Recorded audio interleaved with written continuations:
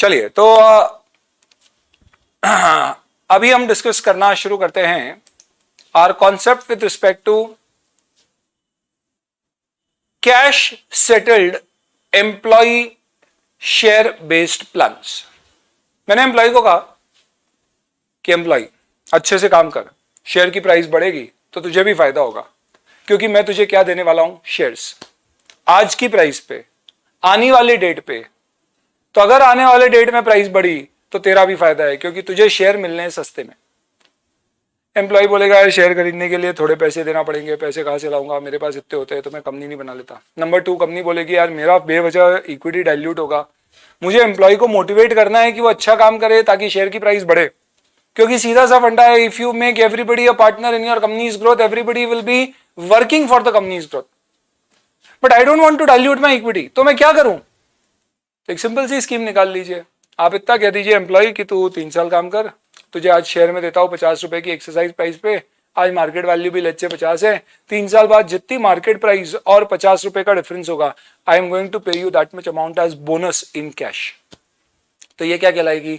This is just a bonus scheme wherein you are going to decide what is going to be the amount of bonus based on the share price, and that is why this is termed as cash settled employee benefit schemes. तो cash settled employee benefit schemes को हम किस तरह से account for करेंगे? चलिए, I hope okay, all started looking good, cool. तो यहां पर सबसे पहली चीज, क्या पूरी अकाउंटिंग जैसी इक्विटी में हुई थी वैसी होगी? तो नहीं। क्यों? इक्विटी सेटल्ड प्लान्स में आप ग्रांड डेट पे फेयर वैल्यू निकालते हो और बाद में उसको चेंज नहीं करते, अनलेस एक्सरसाइज प्राइस कोई परफॉर्मेंस नॉन मार्केट कंडीशन के कारण चेंज हो रही हो। यानी आपने आज जब ऑप्शन दिया तो उसकी जो फेयर वैल्यू आपने निकाली, अगर ये इक्विटी में सेटल होना है तो बाद में मार्केट प्राइस अगर चेंज होगी तो आपको कोई फर्क नहीं पड़ेगा, आप बोलोगे ये एम्प्लॉय का स्पेकुलेटिव गेन लॉस है। लेकिन कैश सेटल्ड में आज आपने जब स्कीम दी, सपोज उसकी फेयर वैल्यू 30 रुपीज थी, साल भर बाद मार्केट प्राइस 10 रुपए से बढ़ गई तो आपकी फेयर वैल्यू 10 रुपए से बढ़ गई। 3 साल बाद जब वेस्ट हुआ तब मार्केट प्राइस 100 रुपए से बढ़ गई तो फेयर वैल्यू भी 100 रुपए से बढ़ी हुई। अब आपको कैश देना है तो एक्चुअल आउटफ्लो होने वाला है। तो यहां पे प्राइमरली जो अकाउंटिंग होती है वो कहने को हो सकता है इक्विटी सेटल्ड प्लान जैसी हो, पर फर्क क्या होता है? नंबर 1, यहां पे हर ईयर एंड पे आपने जो एम्प्लॉय को इस पर्टिकुलर कैश सेटल स्कीम में बोनस देने की बात करी है, आपको हर ईयर एंड पे देखना होगा कि आज क्या लग रहा है आपको, स्कीम की क्या फेयर वैल्यू, इस हिसाब से कितना प्रोविजन बनाना चाहिए। तो पहला डिफरेंस ये होगा कि यहाँ पे आपको हर ग्रांड डेट के बाद हर रिपोर्टिंग डेट पे फेयर वैल्यू चेंज करते रहना पड़ेगी। दूसरा फर्क ये होगा कि हम वहां employee benefit expense to share based payment reserve book करते थे, क्योंकि आखिरकार ये रिजर्व जाता था प्रीमियम में, पर यहाँ शेयर नहीं इश्यू होंगे, कैश देने वाले। तो इसके लिए यहाँ पे एसबीपी रिजर्व की बजाय इसको provision for stock appreciation right दिखाया जाएगा, जो आपके लॉन्ग टर्म प्रोविजंस में या शॉर्ट टर्म प्रोविजंस में, करंट प्रोविजंस में, depending on remaining term show किया जाएगा, नॉट अ फाइनेंशियल लायबिलिटी। और आपको ये खर्चा जब तक आपका एम्प्लॉई इस पर्टिकुलर ऑप्शन को एक्सरसाइज नहीं कर लेता तब तक बुक करना है, ना कि वेस्टिंग डेट तक। तो हो सकता है आपने एम्प्लॉय को बुलाओ 3 साल रुकोगे तो हम तुम्हें 10 रुपए के ऊपर जितनी शेयर की प्राइस होगी उतना बोनस देंगे, और कब देंगे? उसके अगले 1 साल में तुम कभी भी एक्सरसाइज कर सकते हो। तो आप बताइए, अगर एम्प्लॉय ने 3.5 ईयर्स बाद उसे एक्सरसाइज किया तो आपको कैश प्राइस कितनी देना पड़ेगी? 3.5 ईयर्स बाद जो मार्केट की शेयर की प्राइस है -10 रुपीज। यानी कि हो सकता है 3 ईयर एंड पे शेयर की प्राइस x हो और 3.5 ईयर में x+y हो, तो आपको बोनस का पेमेंट x+y प्राइस -10 जो आपकी एक्सरसाइज प्राइस है उतना देना पड़ेगा। इसका मतलब यहां पर वेस्टिंग डेट के बाद भी हो सकता है कि आपको और खर्चा बुक करना पड़े या रिवर्स करना पड़े। तो इस कारण से स्टॉक अप्रिसिएशन राइट इसे कहते हैं, क्योंकि यहां पे आप एक्चुअल में स्टॉक के अप्रिसिएशन पे बोनस पाने की राइट दे रहे हो एम्प्लॉय को। और स्टॉक अप्रिसिएशन राइट में number 1, every reporting date fair value will be reconsidered and not the grand date fair value will be taken. Number 2, you will create an expense by creating a long term provision or a short term provision, not a reserve but a liability. And number 3, your expense will have to be recognized till the option are exercised or cancelled or lapsed, and not just till the vesting date. So even after the vesting date, you will have to recognize certain expenses. तो इस logic से दोस्तों start हो चुकी है या लो किसी ने पूछा है? Not yet started, it is started. I hope आप लोग ज्वाइन कर चुके हैं. एक एग्जाम्पल से आप इसको समझ पाएंगे. मैंने अपने एम्प्लॉय को क्या बोला कि मैं आपको 1000 स्टॉक अप्रिसिएशन राइट देता हूं, जिसमें आपको कैश में बोनस मिलेगा, जो शेयर की fair market value exercise date पे होगी, ना कि वेस्टिंग डेट पे, माइनस जो एक्सरसाइज प्राइस है. मैंने बोला है कि आपको 3 साल तक काम करना पड़ेगा, वेस्टिंग पीरियड है, और आप अगले 2 साल में कभी भी एक्सरसाइज कर सकते हो. एक्सरसाइज करने के लिए मैंने 25 पर शेयर की प्राइस दी थी, और fair market value first year end पे 30 रुपीज हो गई. तो टेक्निकली आपको एम्प्लॉय को अगर आज ये स्कीम में पैसा देना पड़ता तो कितने रुपए देना पड़ते हैं? 5 रुपए. हालांकि यहाँ पे ये 5 रुपए इंट्रिंसिक वैल्यू है, हमें यहाँ पे भी फेयर वैल्यू निकालनी है. क्या सोच के कि आज नहीं 2 साल बाद क्या शेयर की प्राइस होगी, 2 साल बाद एक्सरसाइज पीरियड कितना है, उसके बेसिस पे भी ये डिफर करेगा, तो वो सोचना है. पर एग्जाम्पल लेने के लिए अभी मैंने आपको ये बोला है कि fair value intrinsic value 2 minute मान लो सेम, तो कितना बढ़ गया? 5 रुपए. बस ये ध्यान रखना कि ये 5 रुपए का खर्चा अभी के अभी बुक मत कर देना. इसे डेफर करने की परमिशन है वेस्टिंग पीरियड में, जो कि इस क्वेश्चन में 3 इयर्स है. तो आप ये कहोगे कि 1000 स्टॉक अप्रिसिएशन राइट, एक के ऊपर 5 का खर्चा, लेट्स से एक ही एम्प्लॉय को दिया है तो 1/3. नेक्स्ट ईयर आपकी शेयर की फेयर मार्केट वैल्यू एकदम से 50 हो गई, तो आज अगर आपको देखना है तो कितने रुपए देना पड़ेंगे, तो मुझे मानना पड़ रहा है कि 25 रुपए देना पड़ेंगे. इंट्रिंसिक वैल्यू है, अज्यूमिंग फेयर वैल्यू भी वही है, तो मेरा टोटल खर्चा 25 से बुक होगा. तो एल से 25 इंटू 1000 इंटू वही 2/3, ये क्यूमुलेटिव खर्चा है, माइनस पिछले साल कितना बुक कर दिया for the year. Third year and में 45 हो गई, तो 45 माइनस एक्सरसाइज प्राइस 25, यानी कि 20 रुपए बोनस कैश में देना पड़ेगा, क्योंकि 25 के ऊपर का अप्रिसिएशन पे कर रहे हैं. तो इसका मतलब 1000 के ऊपर 20,000 का टोटल बोनस हो गया. पिछले साल तक कितना बना लिया है, डिफरेंस अभी बुक हो जाएगा. अब अगर आज एम्प्लॉय एक्सरसाइज कर ले तो सीधे आप provision for SAR to bank कर देना. लेट्स से एम्प्लॉय ने आज एक्सरसाइज नहीं किया क्योंकि अगले 2 साल में कर सकता है, इसे नेक्स्ट ईयर भी खत्म हो गया और उसने एक्सरसाइज नहीं किया. अब नेक्स्ट ईयर में अगर मार्केट वैल्यू 60 हो गई है, तो अगर वो आज एक्सरसाइज करेगा तो आपको उसको 60 रुपीज के हिसाब से बोनस निकालना पड़ेगा. तो 60 माइनस 25 आपका बोनस 35 हो जाएगा. अभी भी उसने एक्सरसाइज नहीं किया, तो आप ये मानोगे कि यार आज अगर वो करेगा तो 35 रुपीज कर सकता है. अब फेयर वैल्यू नहीं देखते, एक बार वेस्टिंग आ गया उसके बाद सीधे मार्केट वैल्यू और इसका डिफरेंस देखते हैं, क्योंकि वो चाहे तो कल एक्सरसाइज कर सकता है. तो इस केस में आप बोलोगे कि यार मेरे सर पे आज तो देखा जाए तो 25 का ऑब्लिगेशन है, तो मुझे 25,000 की लाइबिलिटी बुक करना, 35 का ऑब्लिगेशन है. 35 कैसे आया? 60 माइनस 25, तो 35,000 का टोटल ऑब्लिगेशन होना चाहिए. कितना बुक कर चुके हैं? डिफरेंस इस साल का खर्चा बुक होगा. तो यहाँ पे खर्चा एक्सरसाइज होते तक रहेगा. सपोज फाइनली 63 रुपीज पे ये एक्सरसाइज हो गया, तो 38 का फायदा हुआ, इतना टोटल एक्सपेंस आपको करना पड़ेगा. इस तरह से ये पूरा कैलकुलेशन चलेगा. तो स्टॉक अप्रिसिएशन में किस तरह से अकाउंटिंग होती है, all that stuff is given to you here. इसके बेसिस पे आपको ये सारी चीज़ें कैलकुलेट करके देखना पड़ेगी. और स्टॉक अप्रिसिएशन राइट की ये आपकी इस तरह की अकाउंटिंग है. स्टॉक अप्रिसिएशन राइट्स के अंतर्गत क्या ऐसा भी हो सकता है कि एम्प्लॉय को स्टॉक कम इक्विटी दोनों प्लान्स दे दिए जाएं? हो सकता है. We'll come to that a little later. एक क्वेश्चन आपको मैं स्टॉक अप्रिसिएशन का बता देता हूँ. XYZ has given 10,000 stock appreciation right which will vest immediately to employee on 1st April 20. The stock appreciation right will be settled in cash. अब यहाँ पे दिक्कत ये हो गई है कि ये इमीडिएटली वेस्ट हो गए, तो इसमें कोई एक्सरसाइज पीरियड वेस्टिंग पीरियड नहीं है, तो डेफर करने वाली बात नहीं है, पूरा अभी खर्चा बुक करेंगे. At that date, it is estimated using option pricing model that fair value of stock appreciation right is 95, and they can be exercised any time up to 31st March 2003.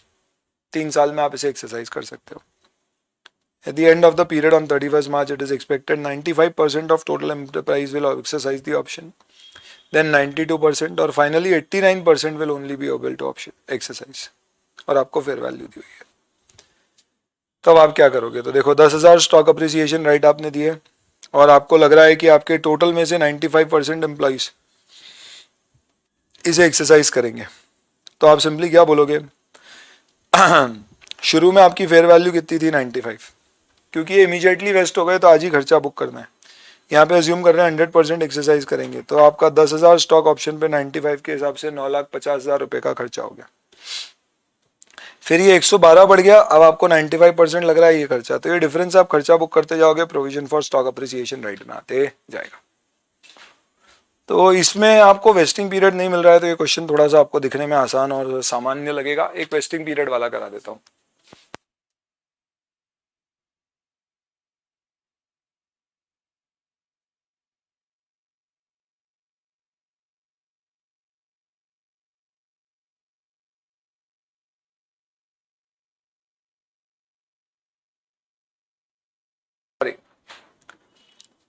तो let me take another question, stock appreciation rate का एक proper full fledged question आपको बता देता हूँ मैं कैसे होएगा।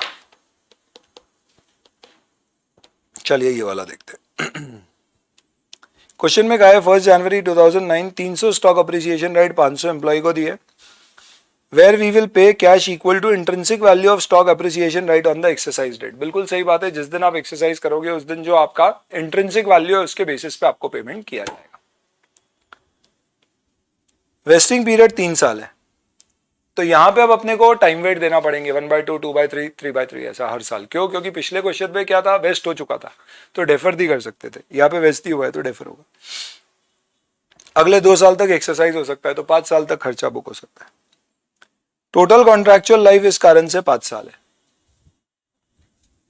एक्सरसाइज प्राइस 100 रुपए और expected forfeiture over 3 year period is expected to be 5% per annum on granted, 5% per annum at the end of year 1। ये क्या लग रहा है, ओवर द 3 ईयर पीरियड आपको फर्स्ट ईयर एंड पे लग रहा है 5% पर एनम जाएंगे।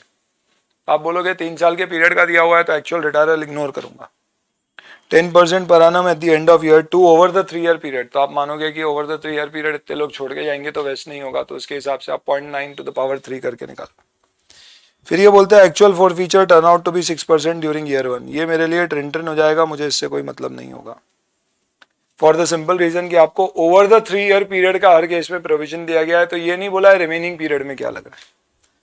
और फिर कहा गया actual number of employee who completed the vesting period is 300, तो फाइनली आप at the end of 3rd year 300 लोगे।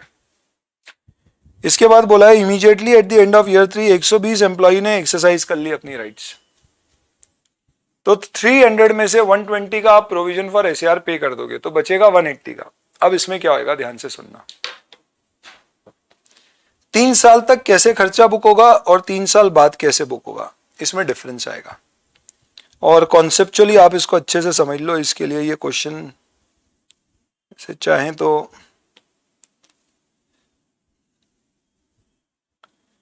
करवा भी सकता हूं आपको मैं, और ऑडिट भी करा सकता हूं, क्योंकि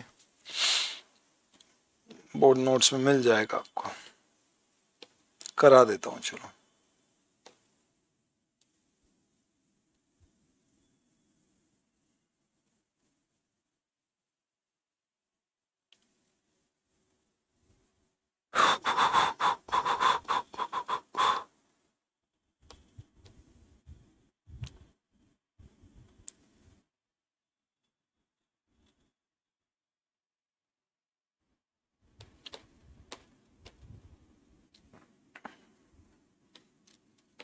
तो let's me show you how to solve such questions. सबसे पहली चीज ध्यान रखना कि ऐसे क्वेश्चन में आपको अपना सॉल्यूशन में खर्चा 5 साल तक बुक करना पड़ेगा। 1 2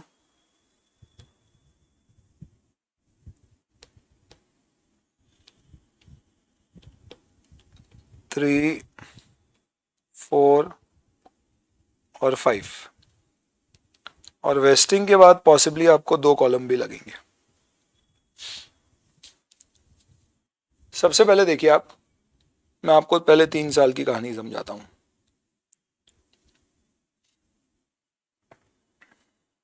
समझ लेना ध्यान से।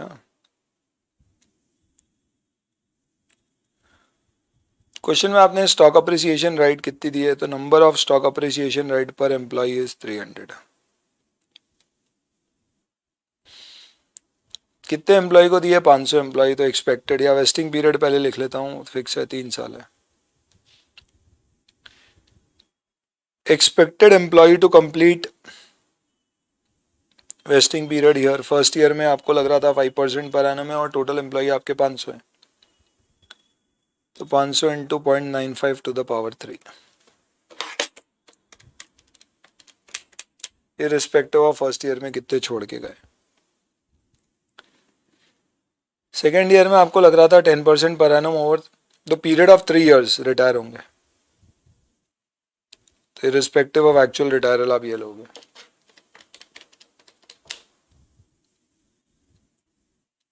और फाइनली बोल रहे हैं 300 ही बचे। Fair value of stock appreciation right आपको क्वेश्चन में 20, 25 और 30 दी गई है।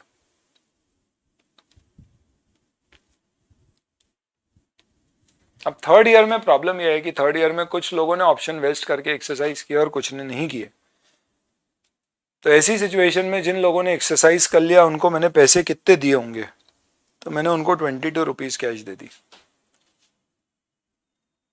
मतलब इसका सुनिएगा, मैं आपको कहता हूं कि आपके पास आज एक स्कीम है जिसके अंतर्गत आज अब मेरी कंपनी का share let's say for example 32 rupees का है और मैंने आपको बोला था कि 10 के ऊपर जितना जाएगा उतनी कैश दे दूंगा। पर आपके पास अभी इच्छा है तो आप चाहो तो अभी ले लो, पर आपकी इच्छा अभी नहीं तो आप अगले साल या अगले साल में ले लेना और तब जो प्राइस होगी उसका डिफरेंस कैश पे करूंगा। तो जो लोग अभी लेंगे उनको क्या होगा, 32 का शेयर है और 10 रुपीज की इसकी एक्सरसाइज प्राइस है तो 22 रुपीज कैश मिल जाएगी। पर कुछ लोग बोलेंगे नहीं यार मैं अभी नहीं, मेरे को तो लग रहा है शेयर अभी बहुत ऊपर जाएगा तो मैं रुकता हूं, तो हो सकता है उनके लिए इस पर्टिकुलर ऑप्शन में और ज्यादा पैसे मिलने की उम्मीद है। तो सारे ऑप्शन प्राइसिंग मॉडल लगा के अगर मैं देखता हूं तो मैं बोलता हूं कि यार आज की तारीख में अगर मैं इसे होल्ड करके आगे बेचूं तो हो सकता है ज्यादा कमाई हो जाए। लेट्स से हो सकता है कि ये शेयर 32 की बजाय 50 पे पहुंच जाए तो 40 रुपए मिल जाए, इसकी इतनी % प्रोबेबिलिटी है। ये 35 पे रहे, इसकी इतनी % प्रोबेबिलिटी है। इसके हिसाब से मैं फेयर वैल्यू निकालता हूं तो 30 रुपए आ रही है, तो ये फेयर वैल्यू दी गई है। अब आपको यहाँ पे जो ट्रिक लगानी है वो ये है कि अब आप थर्ड ईयर से चेंज करो। क्या थर्ड ईयर में जितने आपके ऑप्शन वेस्ट हो गए उसे अलग कर दो और जो वेस्ट नहीं हुए उसे अलग कर दो। एक्सक्यूज मी, क्वेश्चन में कहा गया है थर्ड ईयर में 120 एम्प्लॉय ने अपनी राइट एक्सरसाइज कर ली, तो कितनों ने नहीं करी 180, तो फेयर वैल्यू उसके लिए ले लो और जिन्होंने एक्सरसाइज कर ली उसके लिए क्या ले लीजिए।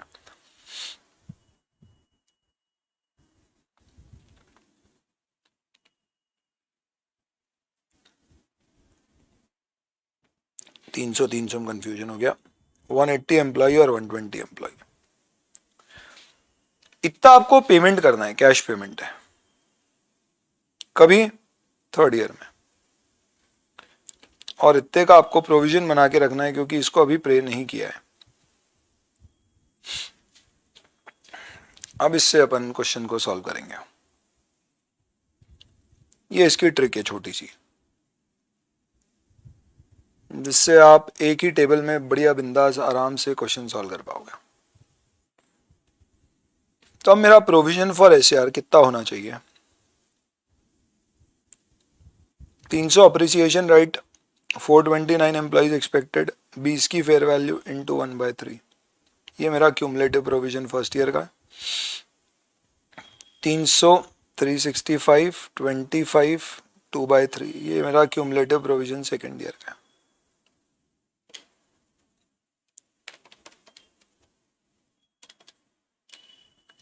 $8,58,000 का प्रोविजन लगता है।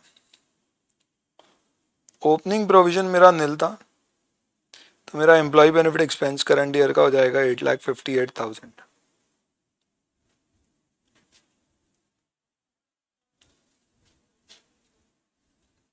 सेकेंड ईयर में 300 into 365 into 2/3 into 25, 1825 minus 858,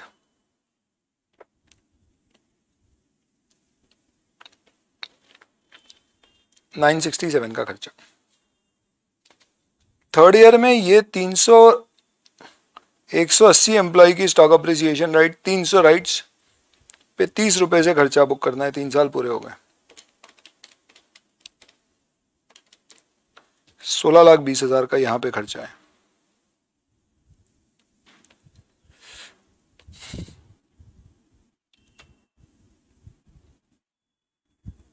plus cash payment कितना करना है, तो ये जो मेरे 300 एम्प्लॉय है ये कैश ले गए, 120 एम्प्लॉय 300 स्टॉक अप्रिसिएशन राइट पे 22 रुपीज कैश ले गए।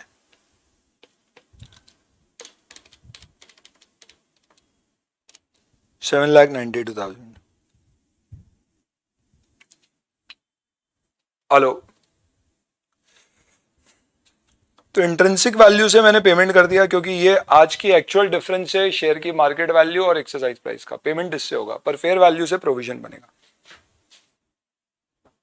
तो अब आप इसको सिंपली ऐसा कर सकते हो कि आपके पास ओपनिंग प्रोविजन कितना था, 18,25।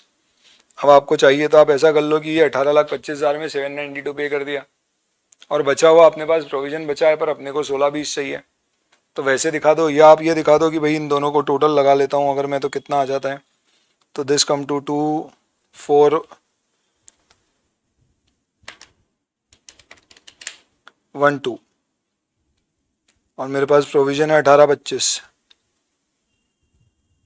तो इस साल का खर्चा मेरा कितना हो जाएगा,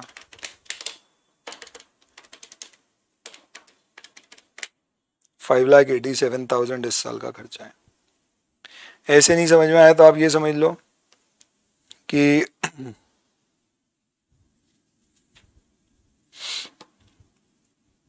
मैंने क्या किया, 792 मेरे पास जो 18,25 प्रोविजन था उससे पे कर दिया, तो कितना बच गया 1033, और मुझे बनाना है 1620, तो 587 का और बना दिया। अब फोर्थ ईयर पे आते हैं। फोर्थ ईयर में दोस्तों ट्रिक क्या लगानी, अब आपके पास कितने एम्प्लॉई हैं जिसके ऑप्शंस बाकी हैं, तो 120 ने कर लिए, तो अभी 180 बाकी है, उसमें से बोल रहे हैं 100 ने फोर्थ ईयर एंड पे कर लिए, तो अब आप फोर्थ ईयर एंड पे भी वापस से वही लॉजिक लगा दो।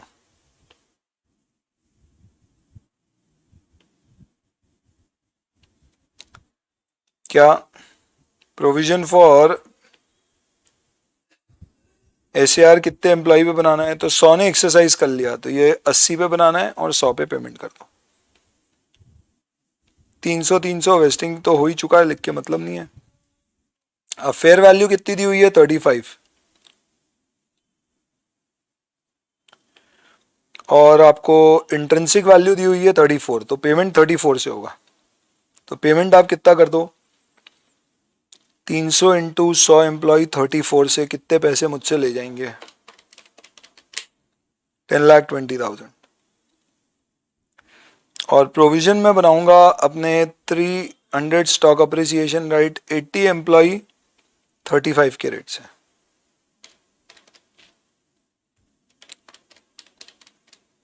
$8,40,000। तो टोटल मिला लूँ तो मुझे 18,60,000 रुपये की व्यवस्था करनी है, जिसमें से मेरे पास ओपनिंग प्रोविजन कितना पड़ा हुआ है, तो प्रोविजन अब आपके पास सिर्फ 16,20,000 ही है, तो 1620 पड़ा हुआ है, तो आप 2,40,000 रुपये का इस साल का खर्चा बुक कर लो। और फिर फिफ्थ ईयर में ऑब्वियस सी बात है कि जो भी होना है सब वेस्ट ही होना है और कुछ नहीं होना है, या फिर लैप्स होना है। तो फिफ्थ ईयर में क्वेश्चन में कहा हुआ है आपको कि 70 लोगों ने किया, यानी कि 5 कुछ लोग वेस्ट किए बिना चले गए। ऐसा क्यों है भाई, जब उन्होंने कंपनी छोड़ी होगी तब शेयर की प्राइस बहुत कम रही होगी, तो नहीं किया। तो फिफ्थ ईयर में आप क्या करेंगे, यू विल से कि 300 स्टॉक अप्रिसिएशन राइट्स वो आर एक्सरसाइज बाय 70 एम्प्लॉयज़, और ऑब्वियस सी बात है आज 40 पे एक्सरसाइज किया होगा, तो टोटल पेमेंट जो मुझे चाहिए वो 300 पे 70 इंटू 40 चाहिए। 8,40,000 का मैंने पेमेंट किया है, और मेरे पास प्रोविज़न कितना था, 8,40,000 था, तो इस साल मेरा कोई खर्चा बुक नहीं हुआ। इसका रीज़न बता सकता हूँ मैं, आपने 35 पे प्रोविज़न बनाया था और पेमेंट 40 से हुआ, तो आपको 5 रुपये ज़्यादा देना पड़ गए, पर आपने प्रोविज़न बनाया था 80 पर आपको देना सिर्फ कितने पड़े, 70 एम्प्लॉय को, तो पेमेंट आपने उधर 10 एम्प्लॉय पे बचा लिया, वो जो दोनों अमाउंट सेम हो गए। यानी आप पिछले साल क्या बोले थे कि आपको 80 पे 35 देना पड़ेगा, पर आपने 70 पे 40 दिया। आप देखो 82 इंटू 35 और 70 इंटू 40 दोनों सेम आता है, तो ये इस तरह से होगा। तो ये आपके हर साल के एम्प्लॉय बेनिफिट एक्सपेंस है। इसको शिद्दत से आराम से एक बार सोच लेना, देख लेना। ये आपका cash settled employee benefit plan, जिसे स्टॉक अप्रिसिएशन राइट कहते हैं, ये वो होता है। ठीक है, तो इसमें आपको सिर्फ एक चीज, 3 मुद्दों का ध्यान रखना है। क्या? चलिए भाई, ओ हो, टीवी पे भी है अपन। स्टॉक अप्रिसिएशन राइट्स और cash settled employee benefit plans के अंतर्गत you have to remember 3 things. Number 1, every year end you will see what is the fair value of the unexercised stock appreciation rights, and you will create a provision for that. While creating a provision, you will create a provision only to the extent of vesting period completed vis-a-vis the total vesting period, जैसा equity settle में करते थे। फर्क equity से सिर्फ इतना है कि ईयर एंड पे हम ग्रैंड डेट की फेयर वैल्यू नहीं, ईयर एंड की फेयर वैल्यू कंसिडर करके प्रोविजन कितना बनाना है उतना प्रोवाइड फॉर करेंगे। सेकंड, ये प्रोविजन फॉर एसआर में जाएगा, लाइबिलिटी एसबीपी रिजर्व जैसी इक्विटी में नहीं जाएगा। And third, till the vesting date ये कंडीशंस आपकी या यही ट्रीटमेंट होगा, पर जिस दिन ऑप्शन वेस्ट हो जाएंगे उस दिन से हो सकता है पेमेंट शुरू हो जाए, और अगर एक्सरसाइज पीरियड लंबा है तो हो सकता है कुछ एक्सरसाइज हो और कुछ ना एक्सरसाइज हो। जो एक्सरसाइज हो गए उसमें आप कैश आउटफ्लो कर देंगे इंट्रिंसिक वैल्यू से, विच इज नथिंग बट उस दिन की market price minus exercise price. पर जो एक्सरसाइज नहीं हुए हैं उस पर आप फेयर वैल्यू से फिर प्रोविजन बनाएंगे, और यहां पे अब टाइम वेट की कोई जरूरत नहीं है, पूरा प्रोविजन बनना चाहिए। इस लॉजिक से आप ये निकाल लेंगे कि आपने कितना पेमेंट किया और कितना प्रोविजन चाहिए, ये टोटल है, और लास्ट ईयर का जो आपका प्रोविजन कैरीड फॉरवर्ड है उसका डिफरेंस इस साल का एम्प्लॉय बेनिफिट एक्सपेंस होगा। यहाँ पे अगर किसी भी पीरियड में कोई ऑप्शन लैप्स हो जाता है, बढ़ जाते हैं, खर्चा कम ज्यादा होता है, सब कुछ पीओएल से एडजस्ट होगा। अनलाइक एम्प्लॉय बेनिफिट्स जहाँ पे वेस्टिंग के बाद के एडजस्टमेंट रिजर्व से होते थे, यहाँ पे ऐसा कुछ भी नहीं होगा। जय माता दी।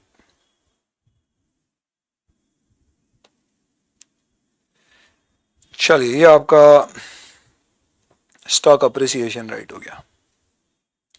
मजे यार तुम्हारे, मजे। सर ये इतने सारे आप वॉइस नोट दे रहे हो, कैसे ढूंढेंगे? बहुत सिंपल है, आप ऊपर टैब दबाइए, इसमें सब मिल जाता है। ये मेंबर मिलेंगे आपको, मीडिया मिलेगा, ये जो आप जितनी गिफ्ट्स देते हो ये सब मिलेगी आपको, प्लस कोई मैंने अगर आपके साथ पिक विक शेयर किया हो, फिर फाइल्स जितनी मैंने शेयर करी है, बस फाइल्स का इंडेक्स प्रेस करिए, आपको सारी फाइल लाइन से मिलेगी। तो लोग बोलते हैं पिन कर दो, ढूंढना पड़ता है, यहाँ पे आपको बहुत ईजिली मिल जाएगा। इसमें आप फिर म्यूजिक पे जा सकते हैं, तो आपको म्यूजिक में तो ठीक है, वॉइस नोट्स पे जाओगे तो जितने मैंने वॉइस नोट दिए हैं ये आ जाएंगे। इसमें दूसरे भाई भी अगर कोई वॉइस नोट डालते हैं तो वो भी आ जाते हैं, तो वो कृपा करके ना डालें या डिलीट कर दें, तो एक आपको सॉर्टिंग करने के लिए इजी रहेगा। एनी विच वेज, ओके, इसी के साथ खत्म हुआ हमारा कैश सेटल प्लान, और अब आ जाते हैं अपन equity cum cash settle plans. मैंने एम्प्लॉय को बोला, यार मेरे एम्प्लॉय तू छोड़ ये सब यार, तू बता तेरे को क्या चाहिए, 3 साल बस रुक जा तू मेरे लिए, तेरे को बता क्या चाहिए। शेयर चाहिए, शेयर ले ले, कैश चाहिए, कैश ले ले, दोनों नहीं मिलेगा, दोनों में से कोई भी एक ले ले। भाई लाइव कर ले, बैकअप ले ले। हाँ सर, बैकअप बैकअप बैकअप। तो जैसे ही मैंने बोला लाइव कर ले या बैकअप कर ले, तो मैं क्या बोलूंगा? तो मैं चाहता हूं कि भैया मेरे को कोई आपको छेड़ने में थोड़ा ना मजा आ रहा है, मैं चाहता हूं कि आपकी भी क्लास टाइम टाइम पे कंप्लीट हो जाए। तो इसके लिए फिर क्या करेंगे? तो मैंने बोला देख, लाइव अगर करेगा ना तो सारे लेक्चर मिलेंगे, बैकअप करेगा ना थोड़े कम मिलेंगे। अब बोलो, अब बोलो। हाँ, अरे सर क्या कर रहे हो, लाइव में कुछ छूट गया तो मालूम पड़ा ज्यादा नुकसान हो जाएगा, बैकअप में कुछ रह गया, इसका मतलब ये तय तो नहीं है कि कौन सा डिसीजन बेहतर होगा, सबकी अपनी अपनी चॉइस हो सकती है। बस मैंने एम्प्लॉय को बोला, एम्प्लॉय बस 3 साल रुक जा, 3 साल बाद मैं तुझे क्या करूंगा मालूम है? तू चाहे तो मुझसे 1000 शेयर ले लेना, और एक्सरसाइज प्राइस बस 50 रुपए, या फिर तू चाहे तो मुझसे बोनस ले लेना। बोनस अगर मैं दूंगा ना तो मैं तुझे सिर्फ 800 शेयर पे दूंगा, 1000 पे नहीं, और उसमें भी एक्सरसाइज प्राइस 60 रखूंगा, 50 नहीं। तेरी जो इच्छा तू ले लेना, दोनों में से जो तेरी इच्छा है वो तू ले लेना। अब आप मुझे बताइए दोस्तों, अगर आपने एम्प्लॉय को ऑप्शन दिया है कि वो चाहे तो शेयर ले ले और चाहे तो कैश ले ले, can you avoid this obligation? Is it in the hands of entity to avoid the obligation? The answer is no. इसका मतलब मुझे इस पे क्या करना पड़ेगा? I have to create a provision because obligation exist. Employee के हाथ में, सर कंपनी के हाथ में होता, आगे की बात पूछ रहे हो तुम, तो मुझे क्या करना पड़ेगा? तो बहुत सिंपल है, इंडेक्स क्या बोलता है, आप इस स्कीम को ये मान लो कि ये पूरी की पूरी कैश सेटल स्कीम है, तो आप जैसे प्रोविजन फॉर एसआर रिकॉर्ड करते हो वैसे पूरा रिकॉर्ड कर डालने का, मस्त रहने का है। हाँ है, हाँ, बस एक एक्स्ट्रा काम, कि ग्रैंड डेट पे आप देख लीजिए कि इक्विटी सेटल्ड की फेयर वैल्यू अगर प्रोविजन फॉर एसएआर की ग्रैंड डेट की फेयर वैल्यू से ज्यादा है, तो इसका मतलब ये हुआ कि आपने ग्रैंड डेट पे जो इक्विटी सेटल्ड प्लान दिया है ना, वो थोड़ा सा महंगा है, पर आप खर्चा कैसे बुक करने वाले एसएआर की जैसा, तो हम चाहेंगे थोड़ा खर्चा और बुक हो जाए, तो वो जो एक्सेस अमाउंट है ना, उसका आप बस SBP reserve over the vesting period SLM basis पे बना लीजिएगा। खत्म हो गई बॉस अकाउंटिंग, फिनिश। तो इक्विटी कम कैश सेटल में आपको इस तरह से अकाउंट फॉर करना पड़ता है। If you have a question on this we will kind of refer that up, that's about it. तो इक्विटी कम कैश सेटल में एक बार वापस से अगर मैं आपको बताऊं कैश और इक्विटी अल्टरनेटिव में, तो आप क्या करोगे? अरे बोलो क्या करेंगे? बोलो हवन करेंगे, हवन करेंगे, हवन करेंगे। अरे सर हवन नहीं करना है हमको। चलिए equity cum cash schedule plan कहाँ है? Why where is it?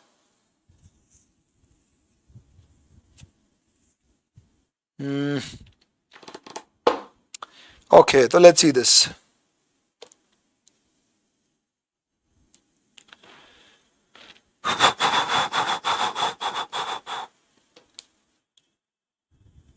कुश ने एक share based payment plan employee को 3 साल के लिए अनाउंस किया है। 1 अप्रैल 10 को वेस्टिंग पीरियड 3 साल का है।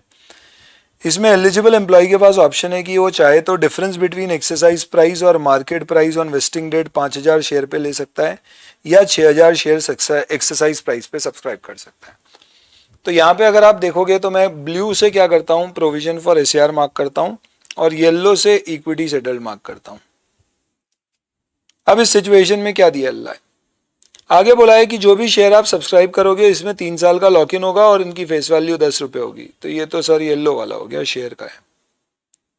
आगे बोला है करंट फेयर वैल्यू ऑप्शन की eight 2 is 60 and in respect of any freely tradable share it is 20% higher.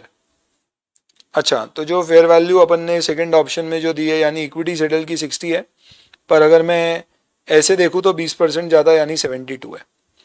तो अब आपको क्या करना है, आपको निकालना है कि इस पर्टिकुलर केस में अगर मैं एम्प्लॉय को इक्विटी सेटल प्लान की बात करूं तो उसको 6000 ऑप्शन 60 रुपये की फेयर वैल्यू के दे रहा हूं।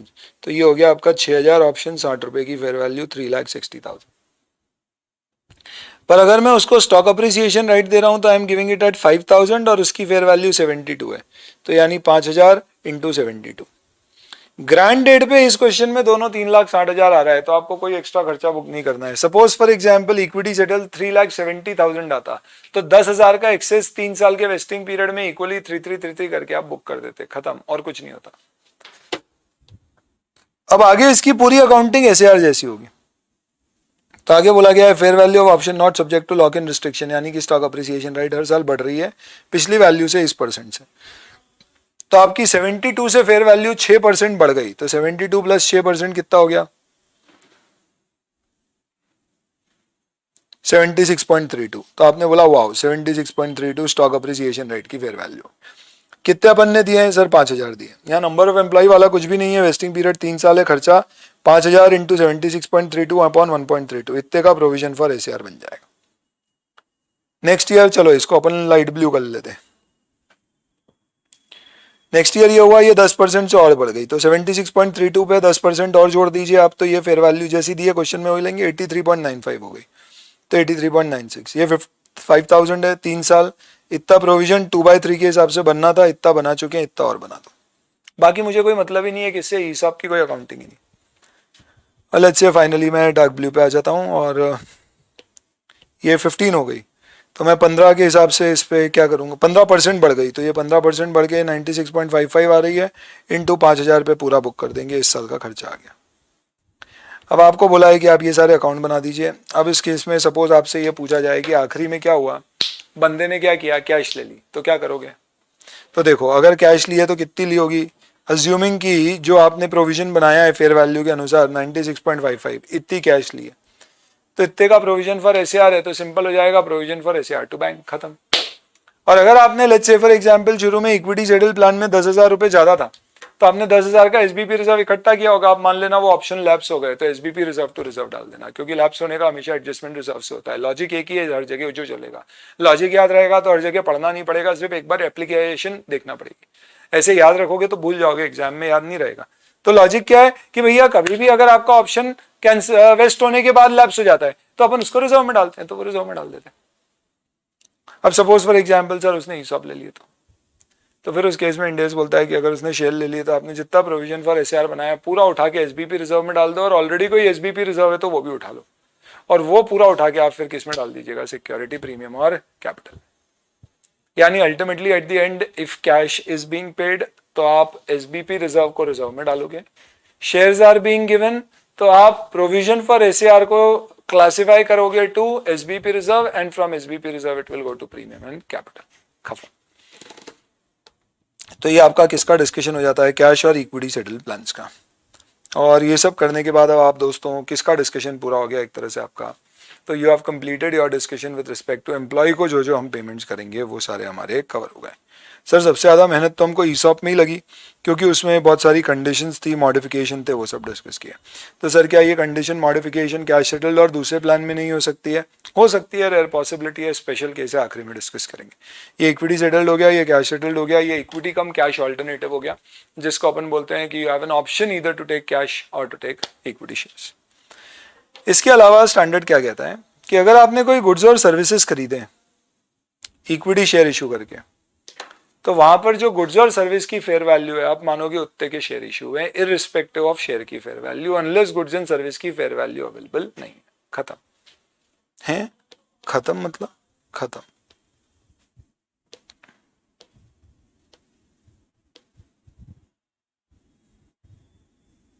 देखिए सपोज फॉर एग्जाम्पल आपने कोई पीपी किया है या कोई एक्सपेंस किया है, बदले में बोला है पैसे दूंगा, तो इसकी जो फेयर वैल्यू है वो आपका असेट या एक्सपेंस डेबिट हो जाएगा टू इक्विटी शेयर कैपिटल आपका फेस वैल्यू से, और बैलेंसिंग फिगर जो भी है वो आपका सिक्योरिटी प्रीमियम, ये बीएफ है, पीए नहीं। खत्म। सपोज कभी ऐसा है कि गुड्स और सर्विस अपन ने एक्वायर उधारी पे किया है, मतलब शेयर बाद में इशू करेंगे, तो जब गुड्स और सर्विस आएंगे तो आप गुड्स और सर्विस को डेबिट कर देना, शेयर बाद में दोगे तो एसबीपी रिजर्व, बाद में जब शेयर दे दोगे तो एसबीपी रिजर्व टू कैपिटल और प्रीमियम। तो सर अभी शेयर अपन ने पहले दे दिया और गुड्स और सर्विस बाद में आएंगे, तो आप अभी शेयर इशू कर रहे हो तो शेयर कैपिटल और सिक्योरिटी प्रीमियम किससे लेना, फेयर वैल्यू ऑफ गुड्स और सर्विस के बराबर की, उसे एडवांस में डाल देना, और बाद में जब गुड्स आएंगे तो गुड्स को डेबिट करके एडवांस क्रेडिट कर देना। क्या सिंपल है। कभी ऐसा है कि इसमें cash settled share based acquisition of goods and service है, तो मैंने क्या किया, आपसे मशीन खरीदी और मैंने मशीन खरीदने के बदले में आपको बोला है कि मेरे 1 लाख इक्विटी शेयर की जो प्राइस होगी 1 महीने बाद वो मैं आपको पे करूंगा। तो इस पर्टिकुलर केस में आपको ट्रांजैक्शन को क्या करना है, अगर नेट सेटल करना है तो फिर ये 109 में कवर हो जाएगा। मतलब क्या हो गया, जहाँ पे अपन ने क्वेश्चन किया था ना कि अपन कॉपर खरीदेंगे और बदले में अपन इतने इक्विटी शेयर इशू करने वाले, वो भी किस पे, मार्केट प्राइस या वेरिएबल नंबर पे, तो फिर वो पूरा डेरिवेटिव है। पर नहीं, ऐसा नहीं है, मैं ओन यूज के लिए गुड सर्विस खरीदूंगा पर पैसे मैंने बोला शेयर के बराबर दूंगा, जो कि बहुत ही रेयर पॉसिबिलिटी है। तो देन इन दैट केस आप गुड्स को फेयर वैल्यू पे रिकॉर्ड करोगे, और कोई भी पैसा आपने कम ज्यादा दिया है तो उसको पीआरएल में डाल दो। यानी घुमा फिरा के मुद्दे की बात यहाँ पे हर केस में क्या है कि जब भी गुड्स और सर्विस के बदले में आप शेयर दे रहे हो और एक्चुअल में गुड्स और सर्विस ले रहे हो, ऐसी सिचुएशन में आप गुड्स और सर्विस फेयर वैल्यू पे लाना, बाकी जितने पे गुड्स और सर्विस आपकी फेयर वैल्यू पे आए हैं उतने पे आपको शेयर और प्रीमियम बुक करना है, और शेयर प्रीमियम नहीं इशू किया और कैश दिया आपने शेयर की प्राइस के बेस, तो जो भी कम ज्यादा पैसे दिए वो पीआरएल में डाल देना। ठीक है, तो ये उसके सारी पॉसिबिलिटीज और एग्जांपल्स हो जाते हैं। इसके साथ में अपना किसका डिस्कशन कंप्लीट हो गया। तो we have done both types of plans. कौन कौन से प्लान्स कवर हो गए अपने, एम्प्लॉय को इक्विटी सेटल प्लान दिया है, कैश सेटल दिया है, इक्विटी और कैश दिया है। तो क्या होगा, गुड्स मैंने एक्वायर किए हैं शेयर देने के बदले में, कैश देने के बदले में, या शेयर और कैश, तो सेम लॉजिक पे अकाउंटिंग होगी। That is not something which is much as such kind of discussed here. Mainly जो हमारा डिस्कशन है वो एम्प्लॉय से अगर अपन ने कोई सर्विस ली और उसको अपन शेयर दे रहे हैं तो उसकी अकाउंटिंग है, which is the major part. As such goods और सर्विस से related I don't think question कभी आया भी है, बट ये ध्यान रखना कि बिजनेस कॉम्बिनेशन में अगर आपने शेयर से पेमेंट किए हैं तो फिर 102 नहीं 103 लगेगा। तो हो गया क्या सर खत्म हमारा ये स्टैंडर्ड। बस अब कुछ स्पेशल इश्यूज बाकी हैं जिसको मैं क्विकली आपके सामने रख देता हूं और एक बार आप क्विकली इनको सुन के डिस्कस कर लीजिए, and then will be done with share based payment, अपना कंप्लीट हो जाएगा। अब ये स्पेशल इशू में दोस्तों आपको मोर और less you will have to be very very attentive and you will have to visualise in terms of what we are discussing. Are these important for the exam? नहीं होते तो मैं ही नहीं लेता क्लास में, सवाल ही नहीं उठता था। यानी क्या ये इंपॉर्टेंट है या एग्जाम में आ सकते हैं? मुझे ऐसा लगता है इनमें से कुछ चीजें डेफिनेटली आ सकती है। ओके ओके, मतलब देखना पड़ेगा। जी हाँ, पहला ग्रेडेड वेस्टिंग, इसका क्या मतलब होता है?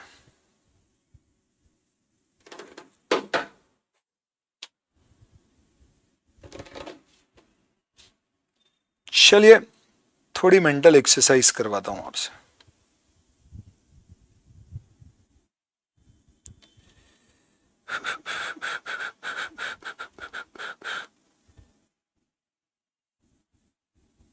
लीजिए,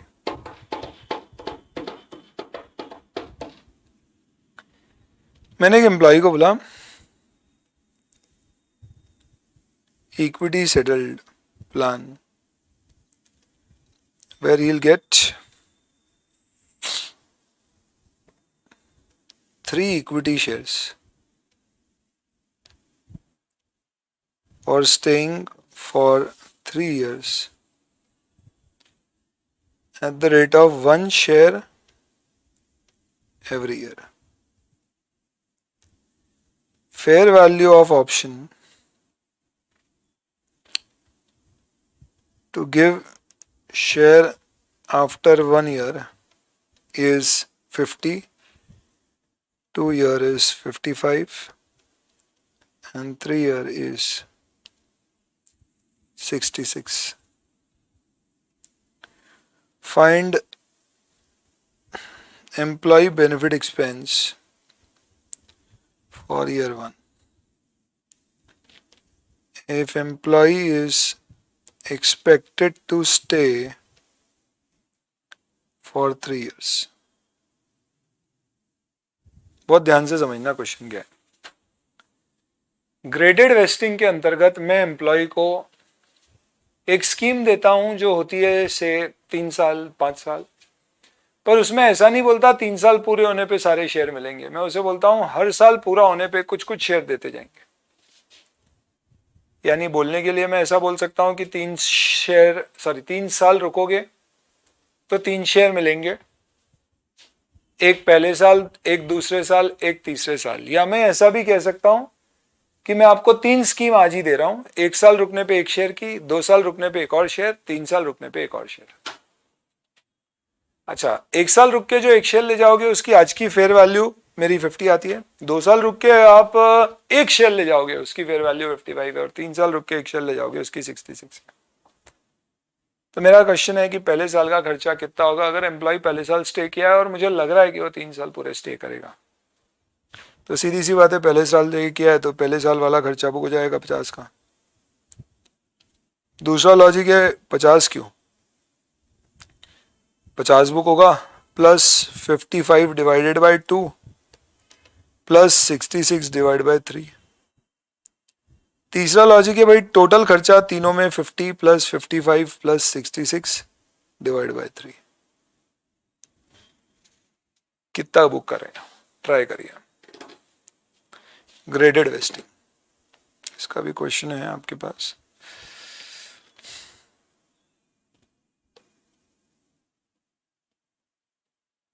बोर्ड नोट्स तो बहुत जोरदार है, तुम पढ़ोगे मजा आ जाएगा तुमको।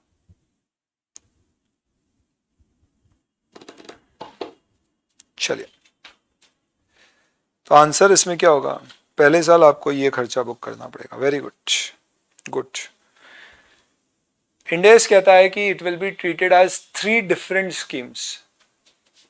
First scheme of 1 year, second scheme of 2 year, third scheme of 3 year. In the first scheme, because he is stayed for first year, all options are vested 100% expense book. In the second scheme, he has to stay for 2 years to get 1 share. He is stayed for 1 year, so you'll have to book expense of 1/2. In the third scheme, he has to stay for 3 years. You're expecting him to stay for 3 years, so you'll have to book expense in the first year will be 1/3. So that is why आपका खर्चा इतना book होएगा। Second year में अगर उसने stay किया तो खर्चा कितना बुक होएगा? अगर मुझे लग रहा है वो 3rd ईयर तक स्टे करेगा, तो सेकंड की स्कीम का 55 पे वैल्यू थी, तो 55 का आधा और 66 का 1/3 और। फिर 3rd ईयर अगर रुका तो फिर सिर्फ 66 वाली स्कीम का 1/3। यानी ग्रेडेड वेस्टिंग में सबसे ज्यादा खर्चा पहले साल बुक होता है, सबसे कम आखिरी के साल में। Now let me show you in terms of how you'll have to handle this particular thing. देखिए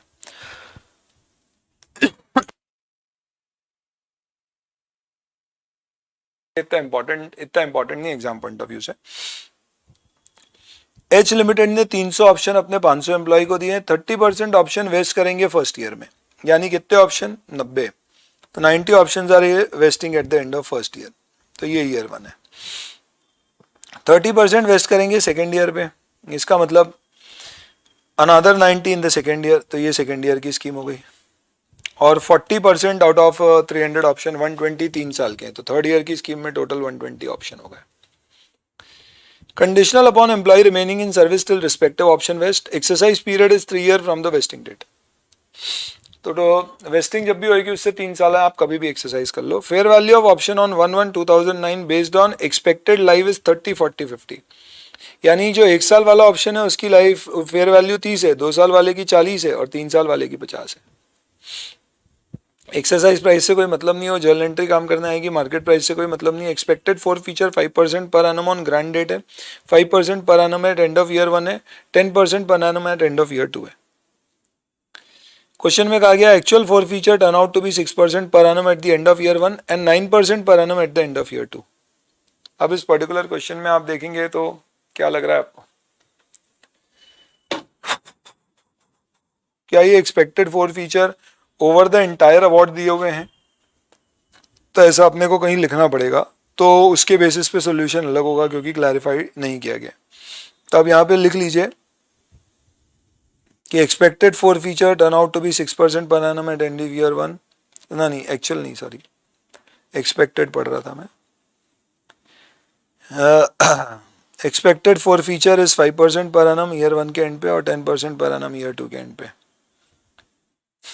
तो इसमें आप एक काम करो, इसको ऐसा लिख लो, फॉर रिमेनिंग पीरियड. या तो मैं लिखूं फॉर द एंटायर अवार्ड या मैं लिखूं रिमेनिंग पीरियड. आइडियली स्पीकिंग में अगर बात करूं आपसे तो क्या होना चाहिए? तो आइडियली स्पीकिंग क्वेश्चन को क्लैरिफाई करके देना चाहिए था कि वो क्या मान रहा है. पर अगर नहीं दिया है तो फिर लॉजिकली तो यही होगा कि वो रिमेनिंग पीरियड का ही होगा. तब ये बड़ा इंटरेस्टिंग होगा नंबर ऑफ एम्प्लॉय वाला क्वेश्चन. अच्छा, आखिरी में बोलते हैं 300 एम्प्लॉय ने फाइनली किया है, तो अब आप क्या करोगे? अब बहुत ध्यान से देखना इसमें नंबर ऑफ एम्प्लॉय. सबसे पहले साल की स्कीम दिखाता हूँ आपको मैं. 30 रुपये ऑप्शन की फेयर वैल्यू है, 90 ऑप्शन है.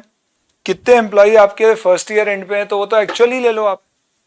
तो आपको बोला गया है कि एक्चुअल फॉर फीचर 6% हुआ फर्स्ट ईयर में. तो एक्चुअल में 1 साल बाद कितने एम्प्लॉय थे जिनका ऑप्शन वेस्ट हो गए? तो 6% आप 500 में से हटा दो, 30 निकल गए, तो 470 पे वेस्ट हो गए. इस पे इतना खर्चा बुक कर दो, खत्म.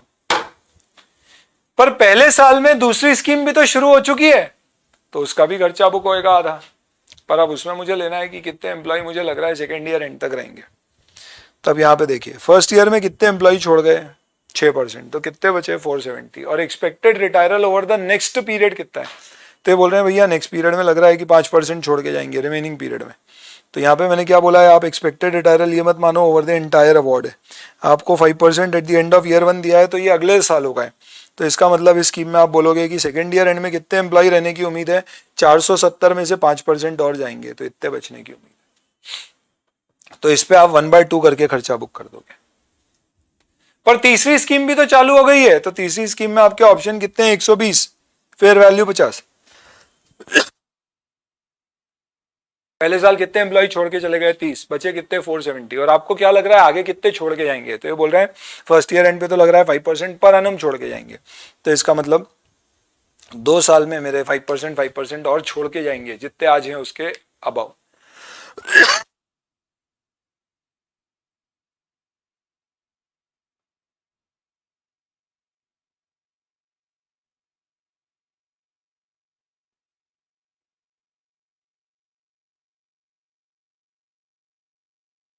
Excuse me. तो यहां पे मैं बोलूंगा कि 470 -5% -5%, तो ये 424. ये पहले साल का खर्चा बुक हो गया. अब सेकेंड ईयर में सिर्फ सेकेंड और थर्ड स्कीम है. तो सेकेंड स्कीम में क्या करूंगा? तो अंडर द सेकेंड स्कीम अब मुझे एक्चुअल नंबर ऑफ एम्प्लॉय लेने. तो ये बोल रहे हैं एक्चुअल फॉर फीचर आपके, ये बहुत ध्यान से देखना, actual forfeiture turn out to be 6% per annum at the end of year 1 and 9% per annum at the end of year 2. तो at the end of year 2 आपके एक्चुअल फोर फीचर 9% नहीं है, 9% पर एनम है। इसका मतलब पिछले 2 साल में 9% बच्चे छोड़ के गए हैं। आपके एम्प्लॉय कितने छोड़ के गए? 9% और 9%। तो इसका मतलब आपके कितने एम्प्लॉय बचे हैं? तो at the end of 2 year number of employee left are 500 -9%, -9%। 6% अब काम का नहीं है। क्यों काम होता? 6% का काम कब आता? जब ऐसा लिखा होता कि actual four feature first year were 6% and in the second year वर 9%, ना कि 9% पर एनम। तो 9% पर एनम का मतलब ये हुआ कि पिछले 2 साल में 9% पर एनम छोड़ गए। तो पहले साल 6% छोड़ गए, तो अगले साल शायद ज्यादा छोड़ के गए होंगे। तो कितने एम्प्लॉय बचे? 414। तो आप इस पे प्रोविजन बना दो। पर थर्ड स्कीम में मुझे ये नहीं चाहिए सेकेंड ईयर में एंड में कितने बचे, मुझे चाहिए थर्ड ईयर एंड में कितने बचेंगे। तो 414 है और इसमें से क्या लग रहा है अगले साल कितने छोड़ के जाएंगे? तो मुझे लग रहा है कि एक्सपेक्टेड फोर फीचर अभी eight the end of second year 10% per annum है, यानी अगले साल 10% और छोड़ के जाएंगे। तो इसका 0.9 करना पड़ेगा। तो ये सेकेंड ईयर में एम्प्लॉय और फाइनली थर्ड ईयर में इतने एम्प्लॉय। यानी इस क्वेश्चन में सबसे क्रिटिकल जो होता है वो क्या होता है? आपको एक्सपेक्टेड नंबर ऑफ एम्प्लॉय सबके अलग अलग निकालने हैं। तो इसकी ट्रिक बस एक यही होती है कि आप ये मान लीजिए इस केस में कि हर स्कीम अपने आप में एक इंडिपेंडेंट स्कीम है। तो आप इसे 3 स्कीम की तरह सॉल्व करो। ऐसा एक टेबल 6 कॉलम की बजाय आप 3 टेबल अलग अलग बना देना, पहली स्कीम का, दूसरी का और तीसरी का। तो आप कंफ्यूज नहीं होगे अनलेस एंड अनटिल आपकी प्रैक्टिस बहुत स्ट्रांग है। ये ग्रेडेड वेस्टिंग है। आई विल नॉट से this is one of the very important concepts. अगर इसमें मुझे 3 स्टार रेटिंग देनी है, I will just give this 1 star. ठीक है, चलिए अब ये वाला देखो दोस्तों। अपन ने पढ़ा था cash settle with equity alternative, option is with the holder. अगर ये ऑप्शन कंपनी के पास है तो क्या होगा? तो अगर ऑप्शन एम्प्लॉय के पास है तो अपन ने डिस्कस किया था कि आप क्या करोगे, लाइबिलिटी बुक करोगे और इक्विटी कंपोनेंट एक्सेस है तो बुक करोगे। ये ऑलरेडी डिस्कस्ड है। अब आपके सामने एक जानदार केस। चलिए अब समझ आया क्वेश्चन, इतने टाइम से डाउट था। चलो बहुत बहुत बहुत अच्छा लगता है दोस्तों कि फायदा होता है क्लास से। बच्चे बताते हैं कि चलो ये बढ़िया हुआ, तो अच्छा लगता है। ऐसा लगता है कि चलो भाई कुछ तो काम आ रही है।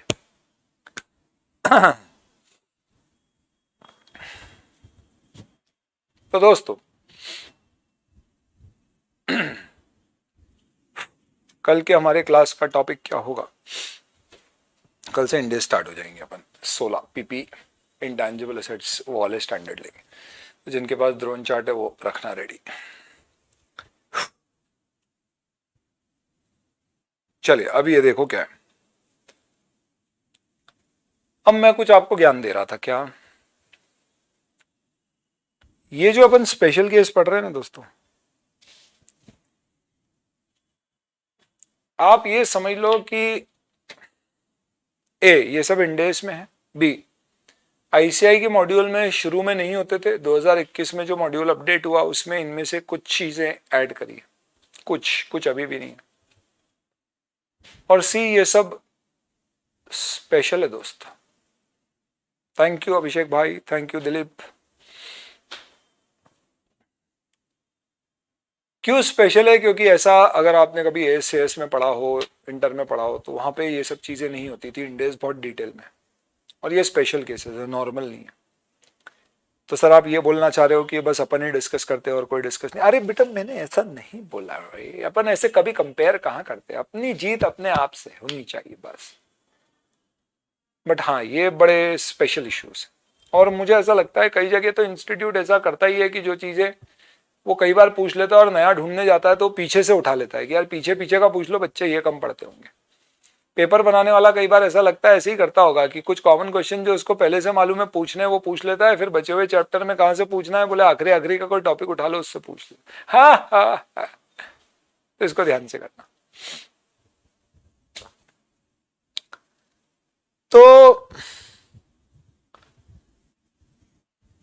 अगर मैंने एम्प्लॉय की बजाय अपने पास ऑप्शन रख लिया कि मेरी इच्छा होगी तो मैं तुझे एम्प्लॉय शेयर दूंगा, नहीं तो मैं तुझे कैश दूंगा, ऐसे चांसेस तो कम है पर हो तो सकता है। Number 1, is this an obligation on the company? No sir, क्योंकि कंपनी इसे अवॉइड कर सकती है बाय इशूइंग शेयर्स। तो इसका मतलब इसकी अकाउंटिंग आप ये बोलना चाहते हो सर कि अपन इसको ईसॉप जैसे अकाउंट फॉर कर दे? वाह बेटा वाह, क्या लॉजिक है तुम्हारा, एक नंबर, शाबाश। और सर फिर कभी आखिरी में अपन ने शेयर दिए तब तो ठीक है, पर अगर कभी अपन ने कैश दी तो यार है तो सही यार तुम में। वेरी नाइस, बहुत बढ़िया। तो मुझे बताओ तुम आखिर में इसमें कैश कब दोगे? सर जब हमें लग रहा है शेयर इशू करने में कंपनी का नुकसान ज्यादा है, कैश देने में फायदा है। ऐसा कैसे पॉसिबल है? सर अपन ने देखा था ना, शेयर अपन ने हो सकता है 1000 ऑप्शन दियो, स्टॉक अप्रिसिएशन राइट 800 पे दियो, एम्प्लॉय मान गया, शुरू में ही स्कीम ऐसी थी, तो हो सकता है कैश कम देना पड़े। तो इंडेस बोलता है क्या लॉजिक है यार, मतलब कभी तो ऐसे इंडेस के फंडे पड़ते हैं ना तो ऐसा लगता है यार क्या सोच है इनकी, मतलब पीछे की बैकग्राउंड सोच। और यही तो है जो रिवाइज करके दिमाग में फिट करना है। ये फिट हो गई तो क्वेश्चन सॉल्व होंगे। तुम्हें क्या लगता है इतनी चीजें तुम याद रख पाओगे? जीवन में नहीं रख पाओगे। ब्रह्मास्त्र साथ हो तो बात अलग है, अदरवाइज तुम जीवन में नहीं याद रख सकते अनलेस एंड अनटिल तुमने 8-10 बार रिवाइज कर लिया हो, 5-6 FR पावर अटेंड कर लिया। इतने सारे कॉन्सेप्ट है यार, कैसे रिवाइज रखोगे? आपको लॉजिक थीम जो बोलते हैं ना, नस पकड़ में आना चाहिए, एक बार वो समझ में आ गया फिर everything automatically starts falling in place. तो अपने लॉजिक अब धीरे धीरे बैठने लग गए। मेरा भी मेन उद्देश्य क्या था कि यार अपना ये consolidation, financial instrument, share based payment, बड़े बड़े चैप्टर जहां बहुत सारे कंसेप्ट ऐसे फैले हुए बिखरे हुए जिसको उठाने में ऐसा डर लगता है, पहाड़ से लगते, पहले अपन उस पे फतेह कर ले, उसके बाद तो फिर हर मैदान फतेह। छोटे छोटे टॉपिक्स में इतना इशू, वहां अपन बढ़िया अपनी स्पीड भी बढ़ा सकते हैं, वहां पे अपन थोड़ा सा पर्सपेक्टिव के साथ भी देख सकते हैं चीजें। तो यहां पे लॉजिक क्या होना चाहिए? सीधी सी बात है कि अगर आपने ऑप्शन कंपनी के पास रखा है तो आप इसे as an ESOP account for करो, यानी एसबीपी रिजर्व बनाओ, प्रोविजन मत बनाना। आखिर में आप शेयर इशू करोगे तो सब सही हो जाएगा, पर कैश अगर आपने दे दी तो आप तब दोगे जब आपको कैश देना फायदेमंद लगता है, तो कोई प्रॉब्लम नहीं है। लेकिन अगर आपको लगता है कि कैश देना फायदेमंद नहीं था फिर भी आपने कैश दी, तो इस पर्टिकुलर केस में स्टैंडर्ड बोलता है फिर हम आपसे एक्स्ट्रा एक्सपेंस बुक करवाएंगे, एक्स्ट्रा एक्सपेंस बुक करेंगे। चलिए कुछ भैया मेरे काम की चैट्स आई है, पढ़ के दिल को तसल्ली हो रही है, तो आज मैं 2 मिनट अपने लिए लूंगा इस बैच में, समय थोड़ा सा आपका व्यतीत होगा इसके ऊपर, लेकिन I will take 2 minute for myself to read the chats full screen करके। ऐसा कुछ पढ़ने में आया अच्छा, मैंने बोला देख लेते। चलिए, you should always have sometimes it is good to tap your back. चलिए भाई देखिए, 5 दिन में पर्सपेक्टिव बदल दिया, in the money out of the money. अभी फिर रचित भाई है जिसका एकदम कॉन्सेप्ट सही। चलिए अब सब ठीक लगता है कि हो जाएगा, बहुत बहुत धन्यवाद। हमने तो सर आपको पकड़ रखा, पीयूष मेरे दोस्त मेरे यार। चलिए सर आप कैसे याद रख ले, तो मैंने 2.5 सब्जेक्ट पढ़ाने हैं, FR ऑडिट और GFRS, तो FR से ही हो जाता है मेरा, तो मेरे लिए तो आसान है। और मैंने कितनी 7 बार तो पढ़ा दिया, तो अब आप समझो कि अगर किसी CA के 7 अटेम्प्ट लग गए, और वो भी ऐसे कैसे वाले अटेम्प्ट पढ़ाने वाले पढ़ने वाले नहीं, तो इसका तो कंठस्थ हो ही जाएगा ना। चलिए, क्योंकि आप लोग तो आगे बढ़ते जाते हैं दोस्तों जीवन में, हम लोग यहीं पर रहते हैं। कभी हमारा स्टूडियो बस ऑफिस में शिफ्ट हो जाता है, कोविड होता है तो घर आ जाता है, और कोई फर्क नहीं होता है। चलिए जी आईफोन के साथ कैसे कोई कंपेयर करेंगे। चलिए जी, बहुत बहुत धन्यवाद संकल्प जी, आपका अच्छा लग रहा है। Sir I was always nervous about SBP but now it feels better. Thank you so much Riddhi for your gracious comment. चलिए एकदम सर मक्खन जैसे कंसेप्ट हो गए, वाह भावना, बहुत बहुत धन्यवाद आपका। चलिए जी, तो thank you so much for all these things. ऊपर भी कुछ गए हैं, माहौल बन गया है, और ओके तो good to see these, very helpful, very grateful, बहुत बहुत धन्यवाद दीपक जी आपका।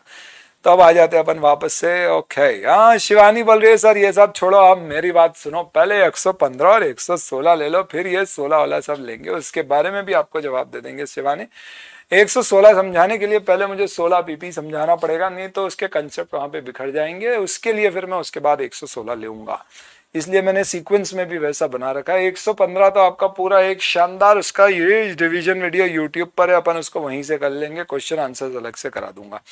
चलिए अभिषेक जी कहते हैं सर वापस काफी वाकई पावरफुल महसूस हो रहा है। थैंक यू अभिषेक, मुझे भी कमेंट पढ़ के अच्छा लग रहा है। चलिए सर, रियली कॉन्फिडेंस आया है, this batch is proving out to be useful. Thank you very much Hariom दोस्त मेरे। कुणाल कह रहे इक्विटी ऑप्शन में भी after vesting period fair value पे मेजर करना है क्या? नहीं, जब मैंने बोला इक्विटी की अकाउंटिंग तो वैसी ही अकाउंटिंग करते रहना। चलिए, why don't you bring FR power before, it is very helpful. Thank you Shivangi, thank you so much, but I don't know whether should I take it as a compliment और as a dish. क्या हो गया पहले क्यों नहीं लेके आए? चलिए, इतने कंसेप्ट पहले नहीं हुए, अब क्लियर हो गए, बहुत बहुत धन्यवाद। कितना परसेंट कंप्लीट हो गया है बेटा? एफआर तुम पहली बार थोड़ी ना पढ़ रहे हो, तो अपन अपने आधे पे आ चुके हैं इजीली। चलिए, एग्जिस्टिंग स्टूडेंट्स को इस बैच को फ्री ऑफ कॉस्ट प्रोवाइड करने के लिए बहुत बहुत धन्यवाद। आपका बहुत बहुत धन्यवाद समय बिताने के लिए। इनफैक्ट आपसे चार्ज करने का कोई सवाल ही नहीं उठता था। क्यों? क्योंकि ये तो कह सकते हैं कि भले ही अपन अपनी इसे ऑब्लिगेशन ना माने, पर एफआर में इतने सारे चेंजेस हुए थे, इस कारण से मुझे लगा कि ये जरूरी है। प्लस कोविड के कारण और last year there were certain tragedy which happened with me in the family and it was not a very kind of an year which will any time want to kind of remember, want to kind of wash it off if there was a choice, which definitely is not. तो yes, there was a particular period of 6 months 8 months जहाँ पे एकदम student से कहीं ना कहीं connectivity का break हो गया था, which was absolutely unavoidable. So for that reason बहुत हमने सोचा विचार किया क्या करें कैसे करें, and then we finally thought let's take a big bold step और एक बार के लिए पूरा एफआर वापस कवर कर देते हैं क्विकली, ताकि जितनी नई चीजें आई है, ब्रह्मास के एडिशन, द्रोण चार्ट के एडिशन, स्टडी मटेरियल, नए क्वेश्चन, सब क्लास में वंस फॉर ऑल किए जा सके। तो that is the reason we thought कि यार एक बार ऐसा कर लिया जाना चाहिए। चलिए, बहुत बहुत धन्यवाद तौसीफ। जादूगर है सर आप, कंसेप्ट कैसे निकालते समझ ही नहीं आता, ऐसा मत बोलो। बोले सर मैजिक, हमारे एक मैथ्स के सर हुआ करते थे, वो कुछ चीज सॉल्व कर देते थे, बच्चे ऐसे बोले यार ये क्या हुआ, तो दूसरे बोलते थे बोले जादूगर है सर, जादू करते। चलिए, तो आई होप ऐसा जादू नहीं है ये। चलिए जी, okay. Date of completion of FR power मैं कोशिश करता हूँ कल की क्लास के बाद आपको एक टेंटेटिव शेड्यूल दे दूं। आई थिंक 15-16 लेक्चर्स के आसपास अपन रहेंगे। ठीक है, आज का लेक्चर रहेगा आपका। चले, तो अब आ जाते हैं दोस्तों। ओके, सो अब इस केस में क्या करेंगे, let's quickly come back to this. Cool, आप देखो क्या गजब समझाता है स्टैंडर्ड, यहीं से देख लो। इतना ज्यादा पूछा हुआ क्वेश्चन नहीं है, तो मैं यहीं से करवा देता हूँ आपको। बढ़िया, चलिए। हाँ, बढ़िया, बहुत अच्छा लग रहा है आज मुझे पढ़ के। श्रुति, पायल, एकदम बढ़िया, बहुत बहुत धन्यवाद। चलिए, रोंटे धन्यवाद। लकीएस्ट मोमेंट आया है किसी का भाई, देखे मैं एक बार पढ़ ले यूट्यूब वीडियो और पता पड़ा। बहुत बहुत धन्यवाद अतुल दोस्त। चलिए सर, बुक्स पे डिस्काउंट दे दो, ये सब छोड़ो और दुआएं मिलेंगी। डिस्काउंट बस मांगा। चलिए सर, कंसेप्ट जो ध्यान से निकल गया था वो सब कवर हो रहा है, आई नो। ठीक है, तो एक अच्छी कवरेज है यार, ये तो है कि इससे एक बार फटाफट चीजें निकल रही हैं, कॉन्फिडेंस तो थोड़ा आ रहा है। आइए, अब ये देखो क्या बोल रहे हैं, अप टू वेस्टिंग डेट इसको पूरा हिसाब जैसे अकाउंट करो। यानी कहाँ तक अकाउंटिंग करोगे आप? जब मैंने बोला हिसाब मतलब हिसाब, तो ग्रांड डेट तक आप, सॉरी वेस्टिंग डेट तक खर्चा बुक करते जाओ, उसके बाद कुछ मत करो। अब वेस्टिंग हो गई तो क्या हुआ? अगर कंपनी चीपर ऑप्शन चूज कर रही है, फिर हो सकता है उसको कैश देने में फायदा हो रहा है, तो भी कोई दिक्कत नहीं है, तो पीओएल में कुछ नहीं जाएगा भैया, ये तय। अगर चीपर ऑप्शन इक्विटी है तो सबसे सिंपल होगा, जितना एसबीपी रिजर्व आपने बनाया था पूरा शेयर कैपिटल और सिक्योरिटी प्रीमियम में डाल दो, कोई एक्सरसाइज प्राइस आई है तो डेबिट कर दो। पर अगर आपका चीपर ऑप्शन कैश सेटलमेंट है, तो फिर इसकी अकाउंटिंग बायबैक जैसी होगी। अच्छा, हाँ, सही है, सही है सर। और बायबैक की अकाउंटिंग में अपन ने पढ़ा था कैंसिलेशन की अकाउंटिंग। अच्छा, चलिए सर, मैं तो उस समय आपने स्टार्स को थैंक के बोल रहा था जब मैंने पहली बार आपसे रेगुलर लैच लेके आपका, अरे बहुत बहुत धन्यवाद आपका। चलिए, तो कैंसिलेशन, कैंसिलेशन में दोस्तों क्या पढ़ा था अपन ने? सिंपल सा लॉजिक था कि अगर आप कैंसिल कर रहे हो, बायबैक जैसा ट्रीटमेंट है, तो पहले आप पूरा खर्चा बुक कर दो, तो वेस्ट हो चुका है तो पूरा बुक हो गया। अब इसके बाद अगर आप कैंसिलेशन में फेयर वैल्यू से ज्यादा पेमेंट करते हो तो उसे एक्सपेंस बुक करो। तो यहाँ पे बोल रहा है आपने चीपर ऑप्शन एक्सरसाइज किया है, तो ये नहीं माना जाएगा कि एक्सेस पेमेंट किया है। तो बस आप सीधे कैंसिलेशन की क्या अकाउंटिंग करते थे? कुछ नहीं, एसबीपी रिजर्व अपना जितना भी होता था पूरा का पूरा डेबिट कर देते थे, जो पैसे देते थे टू बैंक कर देते थे। अगर कम पैसे दिए हुए तो बचा हुआ रिजर्व में डाल देते थे, ज्यादा दिए तो भी रिजर्व से एडजस्ट होगा। यानी दोस्तों यहाँ पे एक बात ध्यान रखना, हो सकता है कि आपने कैश सेटलमेंट में पैसे जितना एसबीपी रिजर्व बनाया उससे ज्यादा दियो, हो सकता है कम दियो, फिर भी वो आपके लिए फेवरेबल है। एक छोटा सा एग्जांपल ले लेता हूं, सुनना, ज्यादा लंबा नहीं लूंगा। मैंने आपको एक शेयर दिया जिसकी एक्सरसाइज प्राइस 10 रुपए रखी और बोला 1 साल बाद आप चाहो तो, सॉरी 1 साल बाद मैं चाहूंगा तो आपको एक शेयर दे दूंगा। लेट्स से इसकी फेयर वैल्यू 50 रुपए थी, पर मैंने कहा कि मेरी इच्छा हुई तो मैं आपको एक शेयर 10 रुपए पे देने की बजाय मैं आपको एक शेयर पर कैश दे दूंगा। पर कैश कितनी दूंगा? जितनी मार्केट में प्राइस 20 रुपए के ऊपर होगी। फेयर वैल्यू 50 थी, 50 का खर्चा साल भर में बुक हो गया। अब ईयर एंड पे सपोज शेयर की मार्केट वैल्यू 80 रुपए हो गई। अब मैं बोलता हूं कि यार देखो, अगर मैं आपको कैश दूंगा तो 60 रुपए ही कैश देना पड़ेगी क्योंकि एक्सरसाइज प्राइस 20 है स्टॉक अप्रिसिएशन रेट की। पर अगर आपको कैश की बजाय शेयर दिया तो आप मुझे 10 रुपए दोगे और मेरे को 80 का शेयर देना पड़ जाएगा, तो मेरे लिए वो ज्यादा नुकसानमंद है, तो मैंने आपको कैश दे दी। अब आप प्रॉब्लम समझना कैश कितनी दी है, क्योंकि कैश थी मार्केट वैल्यू 80 रुपए और एक्सरसाइज प्राइस थी 20, तो आपने 60 रुपए कैश दी। फिर भी ये चीपर क्यों है? क्योंकि आप इसे ग्रांड डेट की फेयर वैल्यू से कंपेयर नहीं कर रहे हो, आज की डेट में देख रहे हो जिस दिन आप डिसाइड कर रहे हो।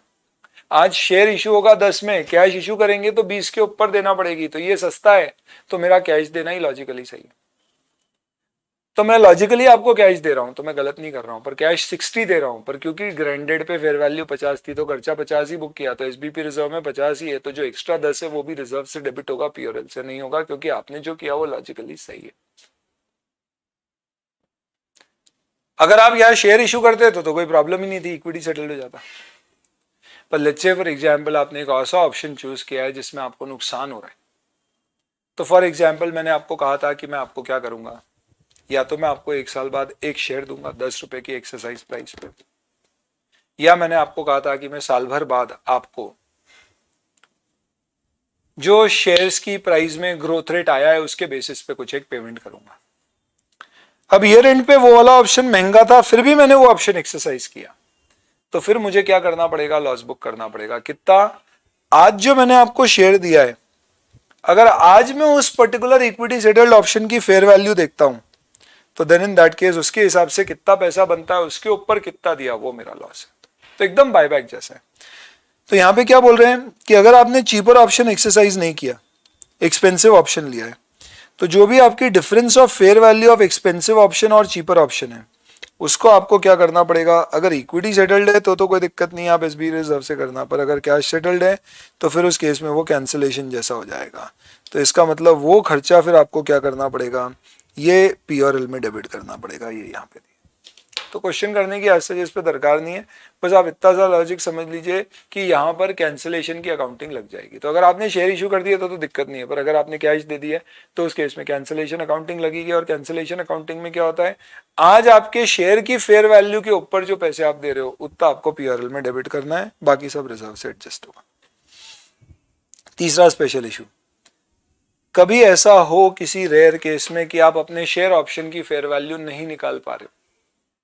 अच्छा, पिछले वाले में एक चीज और ध्यान रखना, अगर इक्विटी सेटल्ड भी आपका एक्सपेंसिव ऑप्शन है और आपने चूज किया है तो वहां पे भी जो एक्सेस लॉस आपने बियर किया वो पीआरएल में जाएगा, है ना। चलिए नेक्स्ट, किसी केस में क्वेश्चन बोले कि यार फेयर वैल्यू ऑप्शन की नहीं निकाल सकता, शेयर की नहीं ऑप्शन की, क्योंकि उसमें बहुत सारा लॉक इन है, बहुत सारी कंडीशंस है। तो फिर इंडेक्स बोलता है क्योंकि फेयर वैल्यू नहीं निकल सकती तो आप इंट्रिंसिक वैल्यू ले लो, पर फिर intrinsic value every year end पे आप री कैलकुलेट करोगे considering the fair market value of the share. यानी इसमें आप हर साल के अंत में देखोगे कि मार्केट प्राइस कितनी है और आपकी एक्सरसाइज प्राइस क्या है, वो डिफरेंस आपकी इंट्रिंसिक वैल्यू है, उसके बेसिस पे आप खर्चा बुक करोगे। नॉर्मली अपन ऐसा एसएआर में करते हैं, पर इक्विटी सेटल स्कीम में भी आपको ऐसा करना पड़ेगा। तो you will have to take intrinsic value instead of fair value, और intrinsic value will be what? Fair market value of granted minus exercise price. पर ये कब की मानी जाएगी? On the date of issue. फिर आपको ईयर एंड पे क्या करना पड़ेगा? You will have to revise this intrinsic value every year end due to change in market value, ताकि क्या हो, अल्टीमेटली इसका लॉजिक ये है कि इस केस में फिर आप क्या करोगे, आप ये बोल रहे हो कि भैया मैं ये नहीं निकाल सकता कि आज ऑप्शन की क्या फेयर वैल्यू है, तो मैं ये देखूंगा शेयर की प्राइस जितनी चेंज हो रही है उतनी ऑप्शन की वैल्यू चेंज करते हैं। तो इसके लिए इंडेस बोलता है कि ये प्रेफर्ड मेथड नहीं है, इसलिए हमेशा बेहतर है कि आप किसी तरह से फेयर वैल्यू ऑप्शंस की कैलकुलेट करिए। ठीक है, चलिए अब इसके ऊपर आ जाओ आप। टीडीएस का एक लॉजिक बता देता हूं आपको। ये डेफर्ड टैक्स नहीं बता रहा हूं, टीडीएस बता रहा हूं, सुनिएगा। मैं एम्प्लॉय को अगर शेयर बेस्ड पेमेंट में सस्ते में शेयर दे रहा हूं तो एक तरह से मैं एम्प्लॉय को कोई बेनिफिट पहुंचा रहा हूं। सिंपल एग्जाम्पल, मैंने एम्प्लॉय को 40 का शेयर 10 में देने की बात की तो 30 रुपए का उसको फायदा पहुंचाया, कैश में नहीं, सस्ता शेयर देके। क्या इनकम टैक्स इस पे टैक्स नहीं मांगेगा? मांगेगा। तो लेट्स से इनकम टैक्स कहता है कि भैया 10% टीडीएस आपको काटना पड़ेगा सपोज। अब प्रॉब्लम यह है कि अगर मैं एम्प्लॉय को कैश देता तो सब सिंपल है कि आपका बोनस बन रहा है 5 लाख रुपए, 10% टीडीएस 50,000 जमा कर दिया, 4.5 आपको दे दिया, खर्चा हो गया 5 लाख, 2 कैश हो गया 4.5 और 2 टीडीएस पेबल 50,000।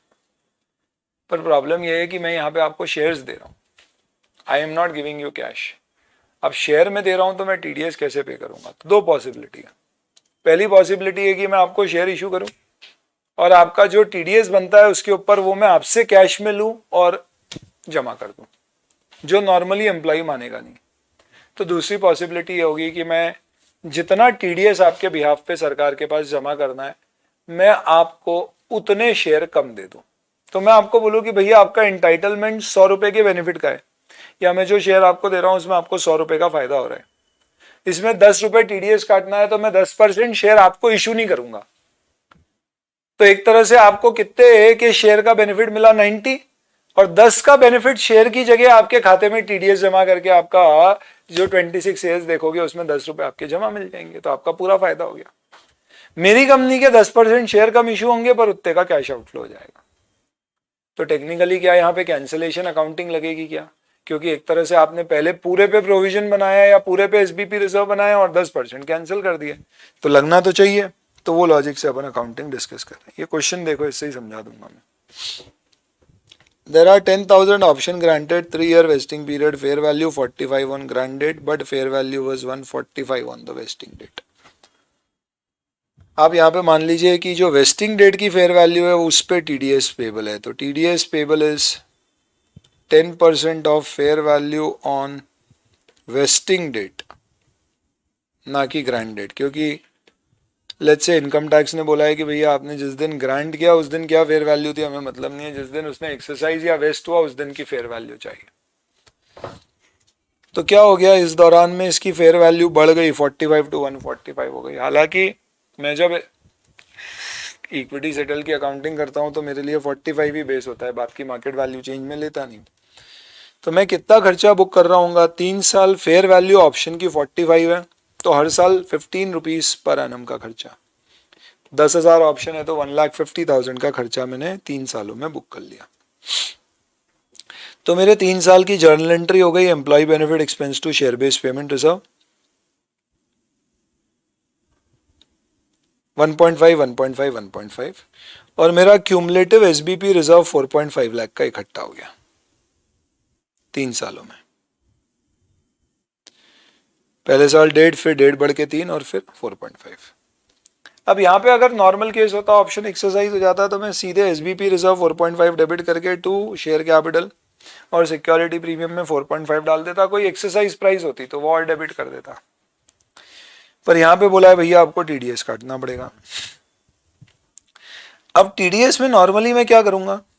तो सरकार बोलती है अगर आपको कैश में टीडीएस देना है तो 10,000 ऑप्शन की फेयर वैल्यू आज 145 है, उस पर 10% मुझे 1.45 लाख का टीडीएस चाहिए कैश में दोगे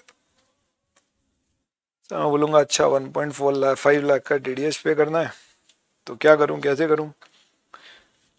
तो now what I would say is कि भैया 1.4 लाख टीडीएस पेबल है,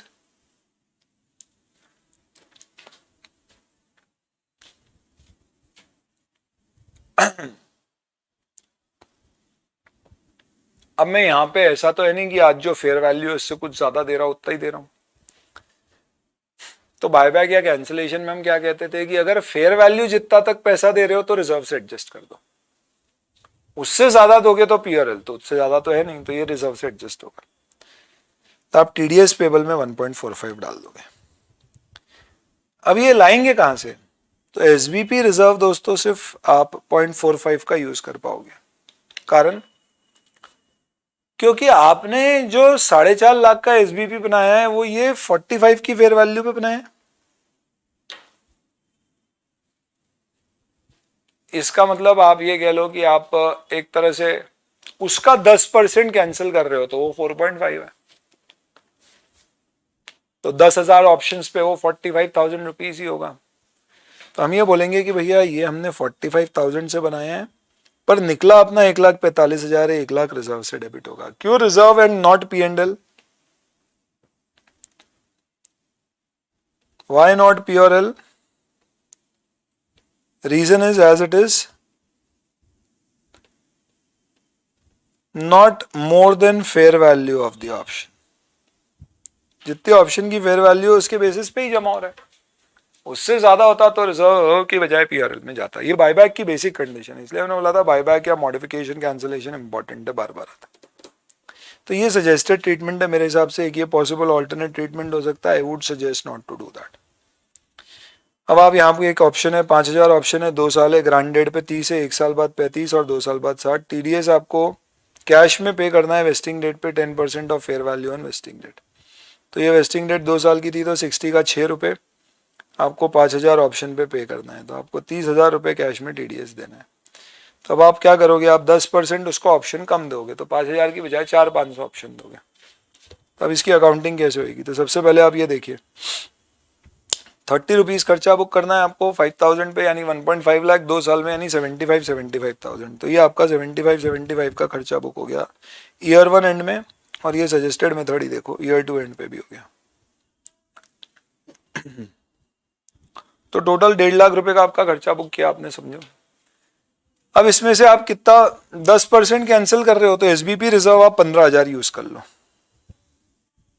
तो फर्स्ट ईयर एंड और सेकेंड ईयर एंड में ये फर्स्ट ईयर एंड की एंट्री है, और ईयर 2 एंड में ये एंट्री, ये या ऐसे कर लो आप इसको, ईयर 1 एंड ईयर 2 एंड, ये दोनों एंट्री रिपीट हो गई है ना, सेम। अब इसमें से आपने 10% कैंसिल किया है तो आप 15,000 उठा लो, कहां से? एसबीपी रिजर्व से। पर आपकी टीडीएस लाइबिलिटी कितने की निकल गई? 30,000 की। पर आप मार्केट वैल्यू से ज्यादा तो नहीं दे रहे हो, तो बचा हुआ 15,000 रिजर्व से डेबिट कर लो, खत्म। अब आप उसको जो ऑप्शन दोगे वो कितने दोगे? 4,500 ऑप्शन। तो 4,500 ऑप्शन पे आपने 30 रुपए से खर्चा कितना बुक किया था? तो 4,500 ऑप्शंस इंटू 30 तो 135। तो ये 135 एसबीपी रिजर्व टू कैपिटल और प्रीमियम। कोई एक्सरसाइज प्राइस पे पैसा आया होगा तो उत्ते से बैंक डेबिट हो जाएगी, प्रीमियम बढ़ जाए। और ये जब भी टीडीएस की लाइबिलिटी पे करोगे तो ये टू कैश या बैंक हो जाएगा। यानी एक तरह से टीडीएस में अकाउंटिंग किसके जैसी हो रही है? कैंसिलेशन जैसी। ये विथहोल्डिंग टैक्सेस हो गया। चलिए अगला इंपॉर्टेंट केस लेते हैं। इंपॉर्टेंट यानी एग्जाम पॉइंट ऑफ व्यू से नहीं, बस स्पेशल है ये थोड़ा। कैश सेटल स्कीम को अगर इक्विटी सेटल में कन्वर्ट कर दिया तो क्या होगा? तो पहले मैंने यहाँ पे क्या किया है, स्कीम बदल दी।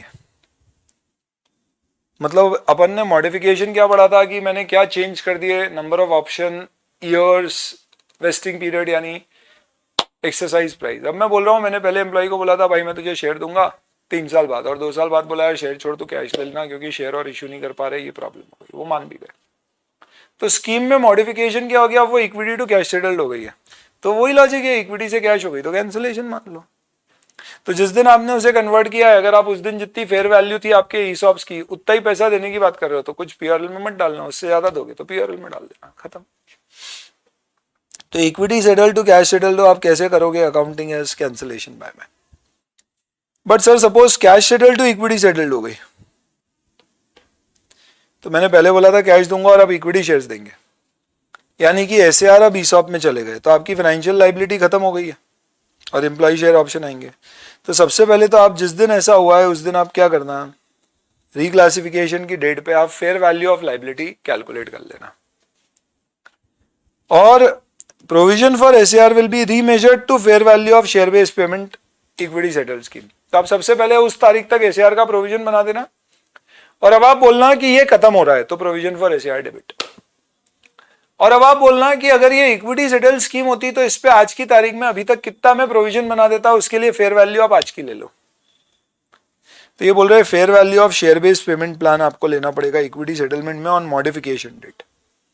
और अगर आप ज्यादा पैसे दे रहे हो तो पीआरएल, कम दे रहे हो तो पीआरएल। क्यों? क्योंकि यहाँ पे ये माना जा रहा है कि ये कैंसलेशन नहीं है, क्योंकि अब आप इक्विटी पे आ रहे हो तो माना जाएगा आपकी लाइबिलिटी कम ज्यादा पे सेटल हो रही है, तो ये गेन लॉस पीआरएल में जाएगा और आगे इस पे हिसाब लगेगा।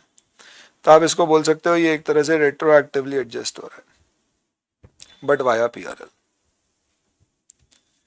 फिर एक स्पेशल केस आता है कि स्टॉक अप्रिसिएशन राइट में अपन ने कोई कंडीशन नहीं देखी थी। सिंपल क्या था, 3 साल की वेस्टिंग कंडीशन, सर्विस कंडीशन देखी थी। हो सकता है इसमें परफॉर्मेंस कंडीशन भी आ जाए, तो उस केस में आपको उन सबको क्या करना पड़ेगा, एक्सपेक्ट करना पड़ेगा। जैसा इक्विटी में करते थे सेम वैसा होगा। यहाँ पे इतनी प्रॉब्लम और भी नहीं है, क्योंकि यहाँ पे ऐसे भी अपन फेयर मार्केट वैल्यू के चेंजेस भी कंसिडर करते हैं, नथिंग मच।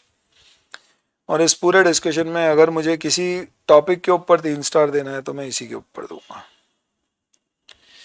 यानी ये इतने सारे टॉपिक में ये सब 1 स्टार है, ये तो 1 भी नहीं है। ये अमेंडमेंट वगैरह सब हुआ है विद टीडीएस, भले ही 2 लिख लो आप, रिक्लासिफिकेशन सब 1 स्टार। इस पे दीजिए आप 3 सितारे। ग्रुप सेटल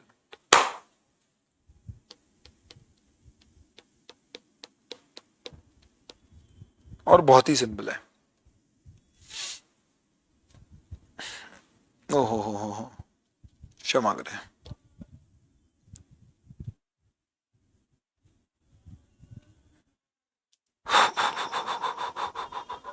सॉरी,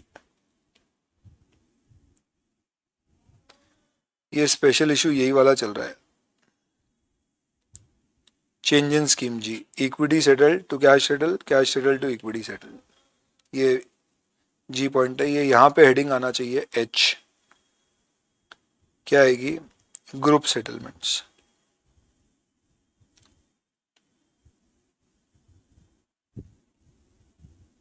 सॉरी, ये सही है।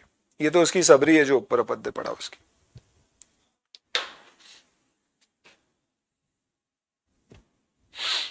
सर ये बोर्ड नोट्स पे है क्या? ये सब बोर्ड नोट्स से ही बता हुआ है, पूरा है बोर्ड नोट्स पे, आप देखोगे तो सब कुछ है वहां पे। सुनो अब,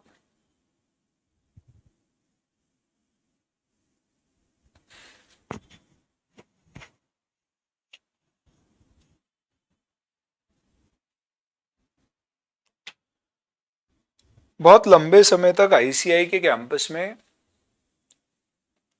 टाटा सन्स रिक्रूट करने आता था टाटा ग्रुप के बिहाफ पे। तो रिक्रूटमेंट कॉर्पोरेट लेवल पे होते थे, एक्सेप्ट फॉर ताज होटल्स, वो अलग करती थी रिक्रूटमेंट अपना। बाकी टाटा सन्स रिक्रूट करता था सीएस, और वो रिक्रूट करने के बाद फिर आपको किसी भी टाटा की किसी कंपनी में डाल देता था। तो एक्सेप्ट आपका, सॉरी ताज होटल बोला मैंने, टीसीएस अपने रिक्रूटमेंट अलग करता था। बाकी सारी टाटा की ग्रुप कंपनी, टाटा वाटर हो गया, होटल्स हो गया, सब कॉर्पोरेट करती थी, जैसा आईटीसी में भी आज होता है। हालांकि आईटीसी में होटल्स अलग से रिक्रूट करता है, खैर छोड़िए वो समझिए अभी क्या है। वो लोग ऐसा क्यों करते थे, सेंट्रल रिक्रूटमेंट क्यों होते थे? क्योंकि वो कहते थे कि यार हमें फ्यूचर में टाटा ग्रुप के लीडर चाहिए। तो हमें लगता है कि यार टीसीएस का सीईओ बहुत बढ़िया है, तो आगे जाके वो टाटा ग्रुप को हेड करे। इट्स लाइक सुंदर Pichai is heading the Google group and not just one of the companies of Google, which is like say the search engine or the YouTube or whatever. So we don't recruit people for a company, we recruit them for a group. तो लोग Tata sons join करते, फिर हम कुछ लोगों को क्या करते, जहां जरूरत होती तो कुछ को टाटा मोटर्स में, स्टील में, कुछ लोगों को ताज होटल्स में ट्रांसफर कर देते, यानी वहां अलोकेशन दे देते, वक्त दे देते।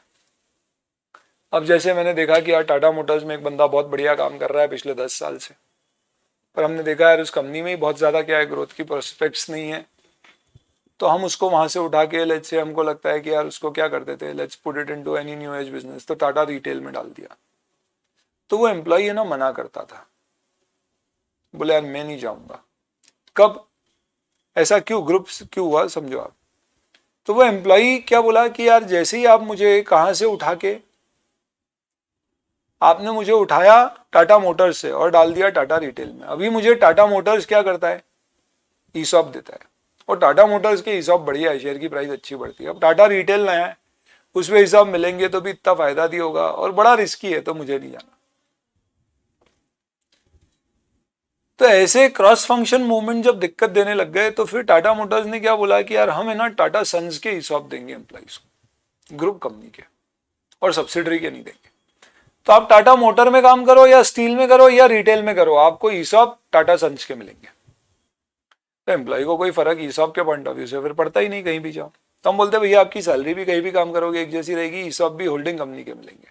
तो ये मूवमेंट बड़े आसान हो गए, ये रियल लाइफ सिचुएशन होती है ऐसी। अब प्रॉब्लम अकाउंटिंग की आ गई। Tata Sons is giving ESOP to an employee, let's say who is working in Tata retail. How do I do accounting for this? There are two possibility. One, I am taking reimbursement of the cost from subsidiary. Two, I am not doing that. Either of the cases, the rule is simple. Number one, SBP reserve वो book करेगा जो ESOP दे रहा है, employ benefit expense वो book करेगा जहां पे employ service दे रहा है, खत्म। तो अगर एम्प्लॉय टाटा रिटेल में काम कर रहा है और उसको ESOP टाटा सन्स के मिल रहे हैं जो पेरेंट कंपनी है, तो एंट्री टाटा रिटेल में होगी एम्प्लॉय बेनिफिट एक्सपेंस डेबिट, और टाटा सन्स में होगी एसबीपी रिजर्व क्रेडिट। अब अगर आपको लग रहा है कि नहीं यार मैं क्या सब्सिडरी से पैसे लूंगा, नहीं लूंगा मैं कुछ भी, तो फिर आपको investment in Tata retail book करना पड़ेगा in the books of parent company, और सब्सिडरी क्रेडिट करेगी to other equity like compound financial statement में, इस इंस्ट्रूमेंट्स में जो कंपाउंड इक्विटी एलिमेंट होता था वैसे यहाँ पे इक्विटी बुक हो जाएगी। जैसे interest, concessional interest rate loan parent subsidiary को देती थी तो जो होता था वैसा हो गया। पर अगर रिइंबर्समेंट मिल रहा है तो देन इन दैट केस जितना रिइंबर्समेंट मिल रहा है उतने से पेरेंट सब्सिडरी को डेबिट कर देगा, डिफरेंस है कुछ तो इन्वेस्टमेंट में चले जाएगा, और सिमिलरली सब्सिडरी उतना पेबल दिखा देगी, कम ज्यादा है तो इक्विटी में एडजस्ट हो जाएगा। यानी अल्टीमेटली खर्चा कौन बुक करेगा? जिसके यहाँ एम्प्लॉय काम कर रहा है, एसबीपी रिजर्व, जिसका ईसॉप इशू है, बाकी depends on the contract. Finish. Sir वो कैलकुलेशन सब कैसे होंगे? आप ये सोचना कि ये कैलकुलेशन में आपको कोई लफड़ा करना ही नहीं है, नॉर्मल जो कैलकुलेशन होते हैं वैसे। सर कभी ऐसी पॉसिबिलिटी है क्या कि सब्सिडरी के ईसॉप मिल रहे हैं और बंदा पेरेंट में चले गया? रेयर है पर है। समझो टीसीएस अलग रिक्रूटमेंट कर रहा था मेरे एग्जाम्पल में, तो मैंने टीसीएस ज्वाइन किया, it's a very high growth company, मेरे को वहां के ईसॉप भी मिले, और टीसीएस का share is one of the great shares where you can invest into. तो ईसॉप लेके भी लोग बहुत खुश है वहां के, आदमी बहुत बढ़िया कर रहा है, तो उसको मौका मिला कि भाई तू जा और टाटा सन्स का तू वहां पे तेरे को डायरेक्टर बनाएंगे। अब कोई भी आदमी ऐसा छोड़ना तो चाहेगा नहीं, पर हमारी कंपनी में लेट्स से ऐसी प्रॉब्लम है कि भैया टाटा सन्स क्या नहीं करता है, ईसॉप नहीं देता। इस एग्जाम्पल के लिए ले रहा हूं मैं, तो ईसॉप आपको टीसीएस के ही मिलते रहेंगे। मैंने बोला चलो चलेगा, कोई दिक्कत नहीं, पर मैं काम कहाँ पे करूंगा? टाटा सन्स पेरेंट कंपनी में। तो बताओ एम्प्लॉय बेनिफिट एक्सपेंस कौन डेबिट करेगा? टाटा सन्स। पर एसबीपी रिजर्व कौन क्रेडिट करेगा? Tata TCS, Tata consultancy services.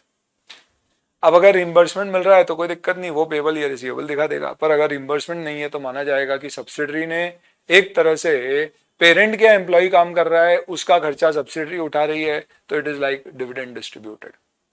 तो सब्सिडरी इसे रिजर्व डेबिट करेगी, इसको माना जाएगा एक तरह का डिविडेंड है।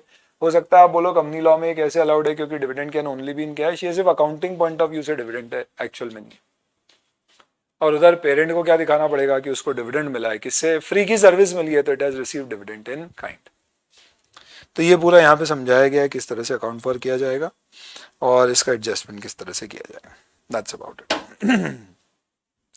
तो ये इन सब में सबसे इंपॉर्टेंट है, इसको अच्छे से आप लोग समझ लीजिए। आई होप आप कर भी लेंगे। इसके क्वेश्चन भी यहीं से है कि मॉड्यूल में एडेड, आप देख सकते हो 2021 के मॉड्यूल में उसमें ऐड किए थे और कुछ नहीं था, पर अब हो जाएंगे आपसे।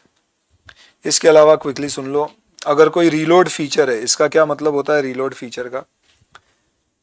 रोल ओवर ऑप्शन होता है।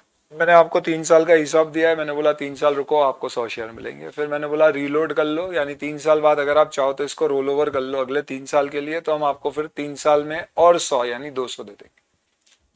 पर अगर आप आज एक्सरसाइज कर लोगे तो फिर नई हिसाब स्कीम जब आएगी तब आपकी एंटाइटलमेंट आएगी, अभी नहीं आएगी। तो ये बोलते हैं कि अगर रीलोड है तो आपको शुरू में इसको इग्नोर करना है, यानी आप बिना रीलोड सोचे हुए आप अकाउंटिंग 3 साल की कर दो, और फिर 3 साल बाद अगर रीलोड ऑप्शन एक्सरसाइज हो गया तो ये मान लो कि ये फ्रेश इक्विटी स्कीम है, तो वो जो 100 शेयर आप उसको और अगले 3 साल के लिए दे रहे हो, उस दिन उसकी क्या फेयर वैल्यू है उसके बेसिस पे आप उस पर आगा खर्चा बुक कर दो। चलिए, ESOP SAR issued during the year है तो एक चीज ध्यान रखना, अपने सारे क्वेश्चंस में अपन ने ये माना है कि भाई एम्प्लॉय को मैंने ESOP 1 अप्रैल को दिया, 31 मार्च बैलेंस शीट डेट है, पर कभी 1 अक्टूबर को ESOP दिए और 3 साल के दिए, और लेट्स से टोटल खर्चा 3 लाख है, तो 1 साल का 1 लाख हुआ, तो पहले अकाउंटिंग ईयर में 50,000 एक्सपेंस बुक होगा क्योंकि 1 अक्टूबर को इशू है। तो सेम ऐसा स्टॉक अप्रिसिएशन राइट में भी हो सकता है, तो वहां पे ध्यान रखना आप सिर्फ इस साल का जितना पीरियड हुआ है उतने साल में ही आप खर्चा बुक करो। तो समझो मैंने क्या किया, ये एग्जाम्पल है बढ़िया। 1 जनवरी को मैंने ESOP इशू किया 25,000 रुपए के, 2 साल की टर्म है, 25,000 उसकी फेयर वैल्यू है, तो खर्चा 2 साल का 25,000 है, तो 1 साल का कितना हो गया 12,500, तो 3 महीने का कितना होगा, तो फर्स्ट ईयर में इतना ही बुक होगा। कोई नॉन वेस्टिंग कंडीशन है, लॉक इन पीरियड वगैरह, तो उसकी फेयर वैल्यू पे इम्पैक्ट देख लेते हैं, देख लिया मैंने। अगर आपने कोई शेयर बेस्ड पेमेंट प्लान लेना है जिसमें गुड्स और सर्विस की फेयर वैल्यू अवेलेबल नहीं है, तो फिर ये कहते हैं कि फिर आपकी जो इक्विटी शेयर की फेयर वैल्यू होते पे आप गुड्स और सर्विस रिकॉर्ड कर लो। तो जो सर्विस हम ले रहे हैं उसकी फेयर वैल्यू डिटरमाइनेबल नहीं है, तो जो इक्विटी शेयर आपने दी है उसकी फेयर वैल्यू ले लीजिए। इसके अलावा ये सब आपके डिस्क्लोजर्स दिए गए, और आखिरी में जानदार आपको समरीज दी हुई है स्पेशल इश्यूज की भी, और ये सुपर समरी है, इसमें सब कंप्लीट हो जाता है। ये ब्रह्मास्त्र का आखिरी बनना। इसी के साथ शेयर बेस्ड पेमेंट का हमारा डिस्कशन कंप्लीट। बिजनेस कॉम्बिनेशन के ऊपर शेयर बेस्ड पेमेंट के प्रोविजंस एप्लीकेबल नहीं होते हैं। जहाँ बिजनेस कॉम्बिनेशन में आप शेयर इशू करते हो तो वहाँ पे ये स्टैंडर्ड नहीं लगेगा, अदरवाइज सारे शेयर बेस्ड पेमेंट पे ये वाला स्टैंडर्ड एप्लीकेबल होगा। बधाई हो बधाई दोस्तों आप लोगों को। इसी के साथ आपका एक इंडेक्स 102 शेयर बेस्ड पेमेंट भी कंप्लीट हो जाता है। इसके ऊपर अब अपना एक टैक्स वाला एडजस्टमेंट बाकी है, ओके वो इंडेक्स 12 में यहाँ पे नहीं है, तो उसका जो डिफर्ड टैक्स वाला है वो यहाँ पे कवर इसलिए नहीं हुआ because it's not there here, तो आप उसको वहाँ पे देख लीजिएगा। और इसमें ये सारे question repricing, cash alternative, cash based share payment plans I think कर पाएंगे अब आप लोग ये सब।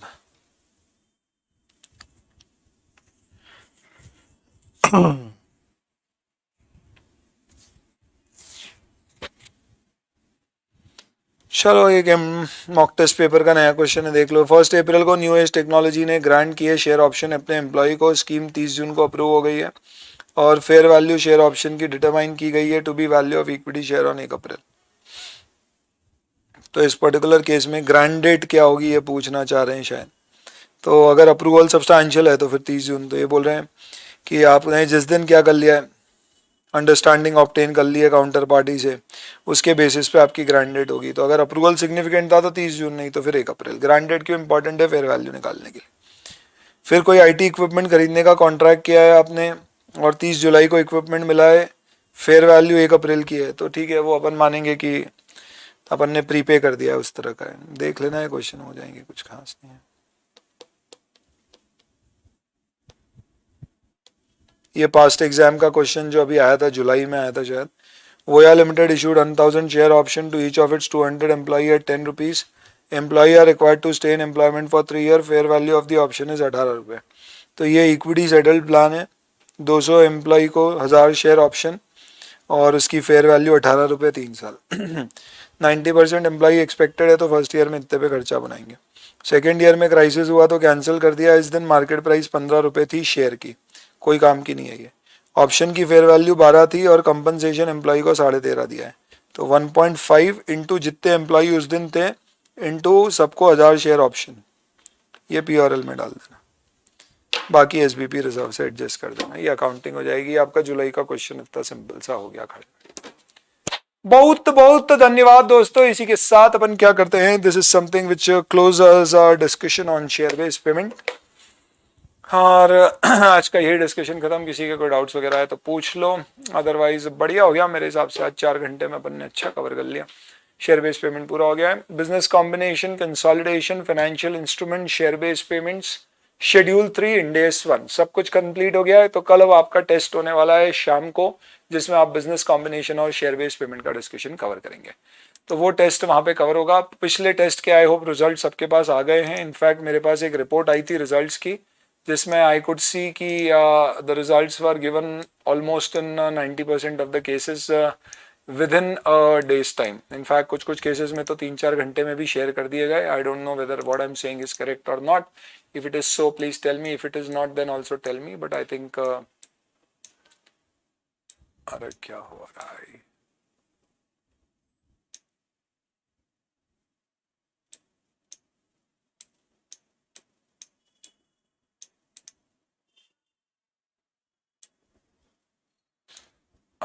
ठीक है, ओके जी। अब आ जाए अपन, थोड़ी चैट चैट देख ले क्या है, कोई क्वेश्चन वगैरह है तो देख ले। अब कौन सा इंडेस होएगा? तो कल का हमारा टारगेट होगा इंडेस 16, पीपी, इंटेंजिबल एसेट्स, और देखते हैं इसके बाद कितना होता है। बट आई थिंक ये दो, और फिर अगर हुआ तो इम्पेयरमेंट ऑफ एसेट या फिर इन्वेस्टमेंट प्रॉपर्टी, ये 3 इंडेस कल अपना टारगेट होगा, कल लेंगे। चलिए हरदेव जी बहुत बहुत धन्यवाद आपका। लास्ट के समरी नोट्स कॉपी कर देना, वो कर देता हूँ। चलो अभी आपको मैं, ऐसे हैं बोर्ड नोट्स में फिर भी कर दूंगा। चलिए भाई, सारे कंसेप्ट ब्रशअप हो गए, बहुत बहुत धन्यवाद आपका जी। और स्टूडियो टूर कराना था मुझे आपका, इसको हिला के दिखाऊं आपको मैं। चलो यार, आज यूट्यूब पे, कल अपन ऐप पे रहेंगे तब करा दूंगा ऐसा कल। ठीक है जी, जैनीश जी बहुत बहुत धन्यवाद। बिजनेस कॉम्बिनेशन का अपना एक पार्ट बाकी है, वो बिजनेस की डेफिनेशन और optional concentration test. One of these days, कल परसों में कहीं आखिरी में थोड़ा समय बचेगा तो करा दूंगा। अब आज तो शायद ना कर पाए अपन इसको। चलिए, थैंक यू रुद्रा। इसको यूट्यूब पे रखेंगे अपन, तो रिपीट टेलीकास्ट वाले जो स्टूडेंट्स हैं वो इसको यूट्यूब पे ही शाम को देख सकते हैं, और कल अपन फिर वापस अपने नॉर्मल ऐप पर आ जाएंगे। ठीक है, सुबह आज थोड़ा सा डिले हो गया दोस्तों। ये क्या, थोड़ा सा अपना स्टूडियो जो होता है यहाँ पर, that is not manned, it is being operated by me itself. तो उस कारण से आप 15 मिनट का मुझे थोड़ा सा बफर दिया करें। आप बोल सकते हो सर कि आप थोड़ा जल्दी आ जाया करो, पर वो वही वाली बात है। आप ये मान लो कि एग्जाम आपकी नवंबर में ही है, दिसंबर में नहीं है, तो आप तैयारी कर लोगे, क्या होता नहीं है प्रैक्टिकली स्पीकिंग। दो डिस्पाइट ऑल एफर्ट्स, तो आप सुबह थोड़ा एक 15 मिनट का मार्जिन रखा करें क्लास शुरू होने में। ठीक है जी, चलिए भाई, 15 तक कोशिश करिएगा करने की। ठीक है, पर देखो दोस्तों, मेरा ऐसा है कि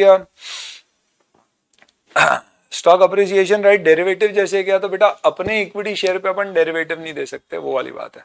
तो अपने इक्विटी शेयर के ऊपर अगर मैं कैश में कुछ सेटलमेंट कर रहा हूं, तो फिर वो टेक्निकली डेरिवेटिव नहीं है, और हो भी सकता है नहीं भी हो सकता है, इसलिए मैंने उसको यहाँ डाल दिया। पर समझने के लिए आप बोल सकते हो कि ये डेरिवेटिव जैसा है।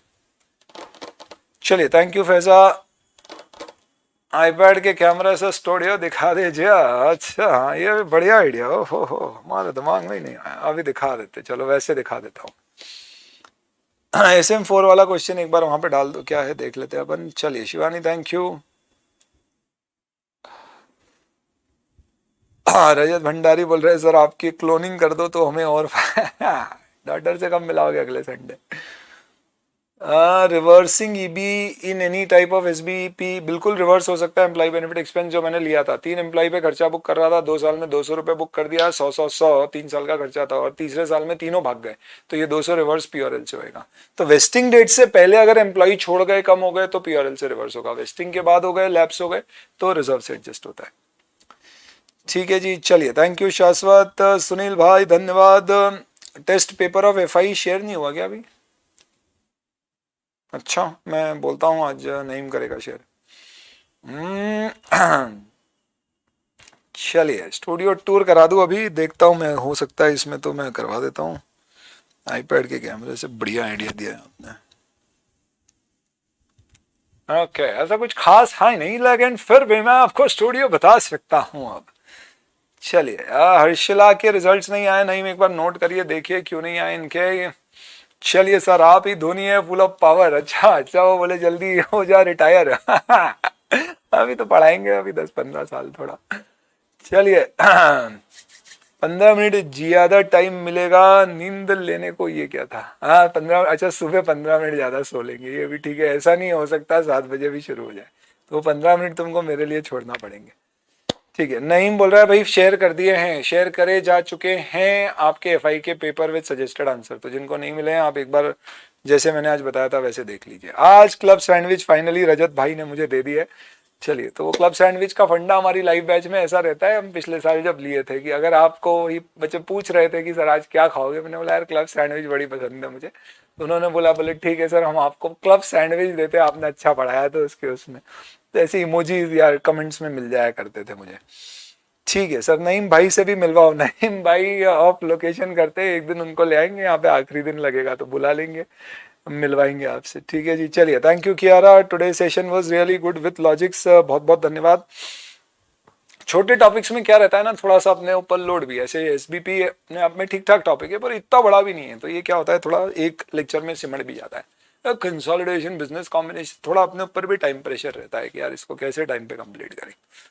चलिए, 115 100 थोड़ा 16 थोड़ा डिटेल में करवा दो, ठीक है, नोटेड।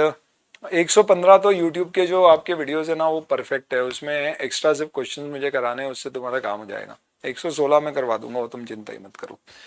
ठीक है जी, सारे इंडेक्स कवर होंगे क्या?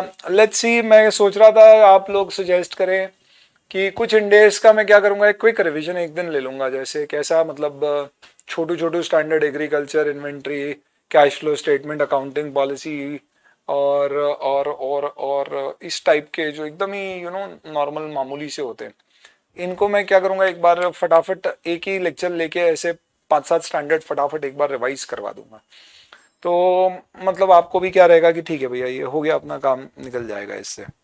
बाकी फिर जो बड़े वाले हैं या जो इंपॉर्टेंट एग्जाम में आ ही रहे हैं, जिसमें आपका पीपी हो गया, इंटेंजिबल एसेट्स हो गया, इम्पेयरमेंट हो गया, लीज हो गया, revenue from contract with customer हो गया, टैक्सेस ऑन इनकम हो गया, एम्प्लॉय बेनिफिट्स हो गया, फॉरेन एक्सचेंज 21 हो गया, ईपीएस हो गया, आई मीन इनको अपन अच्छा खासा समय देके इसको कवर कर लेंगे।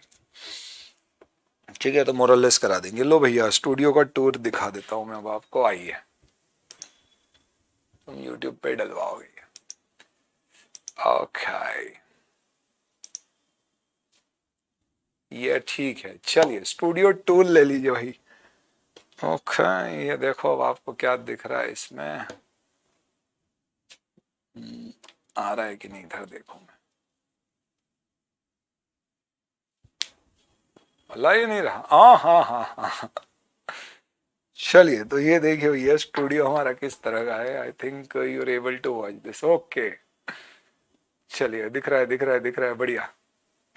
तो ये देखो, ये दोस्तों कैमरा है जिससे मैं आप तक पहुंच पाता हूं, और यहाँ पे सेटअप में आप देखोगे तो आपको एक ये मेरी मैकबुक है जिसमें ये पूरे लेक्चर का backup side by side live record होते जाता है रेंडरिंग के साथ साथ। इधर पीछे एक ये बड़ी सी टीवी लगी हुई है जिसमें मैं आपकी चैट्स वगैरह देखता हूँ, और ये नीचे एक और टीवी लगा हुआ है जिसको या तो मैं मिरर डिस्प्ले या फिर एक्सटेंडेड डिस्प्ले की तरह यूज़ करके चैट यहाँ पे और वीडियो कैसा रिकॉर्ड हो रहा है वहाँ देख लेता हूँ। फिर इसके अलावा ये यहाँ पे कलर मेरे रंग का राज है, ये चमकता है सुबह के समय पे, जो आपको सर्द हवाएं आती है वो ये यहाँ से आ जाती है, तो I want to normally stay near the windows and all, तो मेरे पास यहाँ 3 टाइप एरियाज़ के वेंटिलेशन है, और फिर जब आवाज़ आना शुरू हो जाती है तो फिर अपना ये एसी काम आ जाता है। दीवार के रंग पे मत जाइएगा, नेरोले की मलछन लगाओ, क्रिटिकली मत देखना दोस्तों स्टूडियो को, ऐसा कोई खास नहीं है, बट यस ठीक है।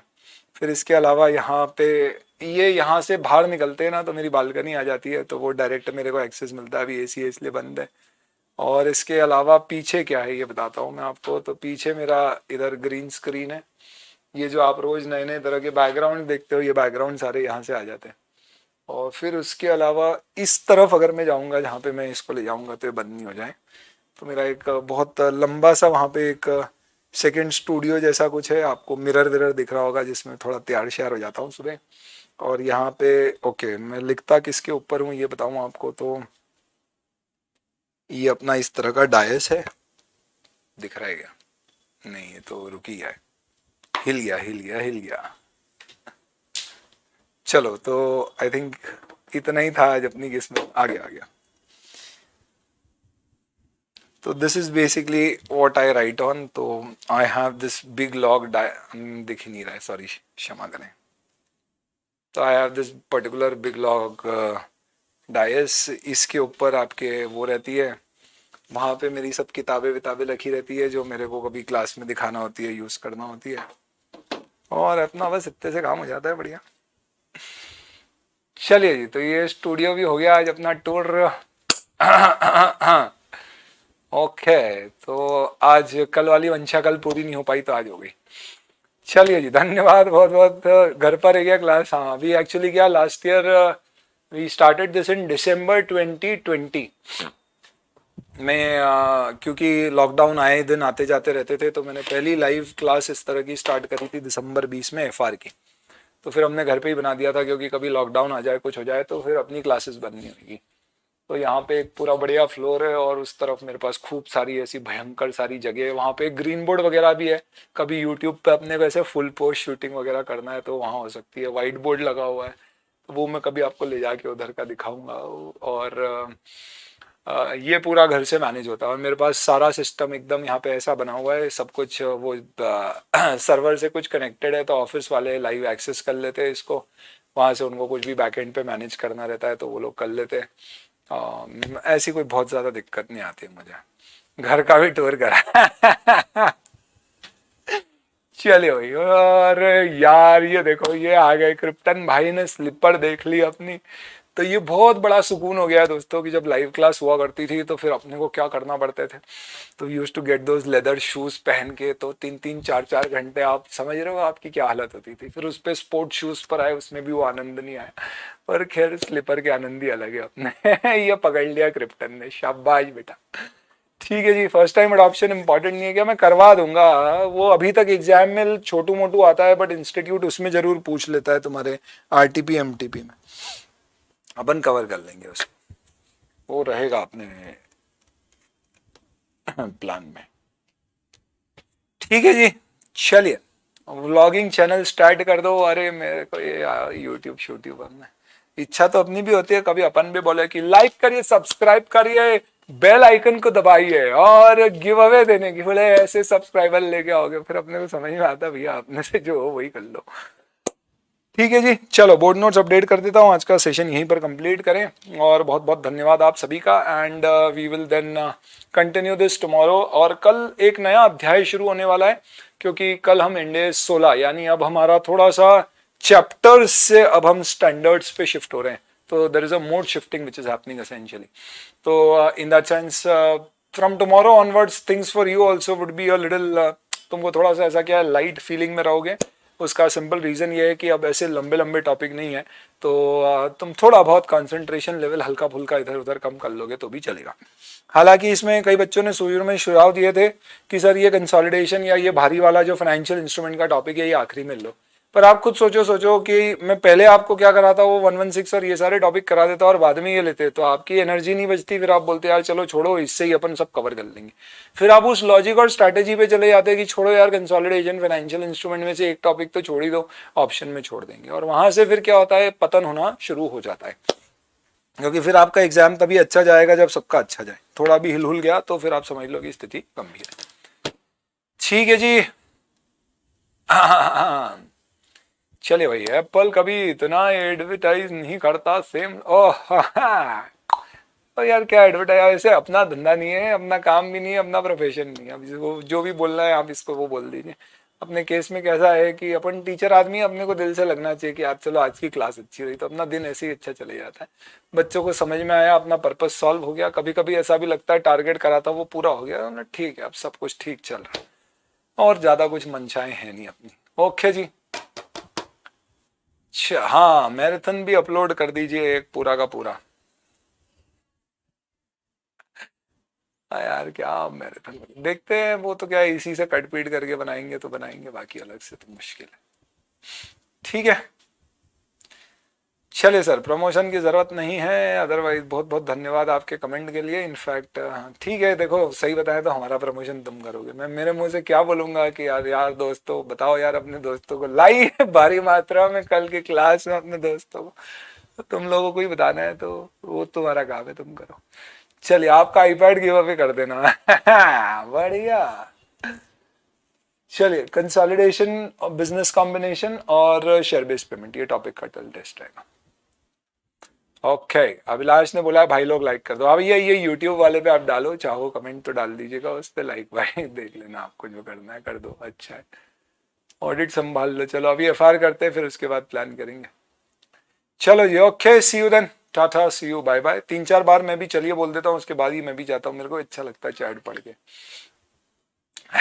100 लोगों को लेके आते इंदौर, एकदम पूरी शक्ति प्रदर्शन के साथ मार्केटिंग के लिए। ठीक है जी, okay, see you then, bye. मैं की गिव अवे कर दो, ये देखो। ठीक है, फिर पावर की फीस बढ़ा देता हूँ थोड़ी सी, और मैक गिव अवे में दे देता हूँ, आएगा तो वहीं से। तो देखो, गिव अवे नहीं हो रहा है मतलब अपन आपसे ऑप्टिमम और कम कॉस्ट चार्ज कर रहे, राइट।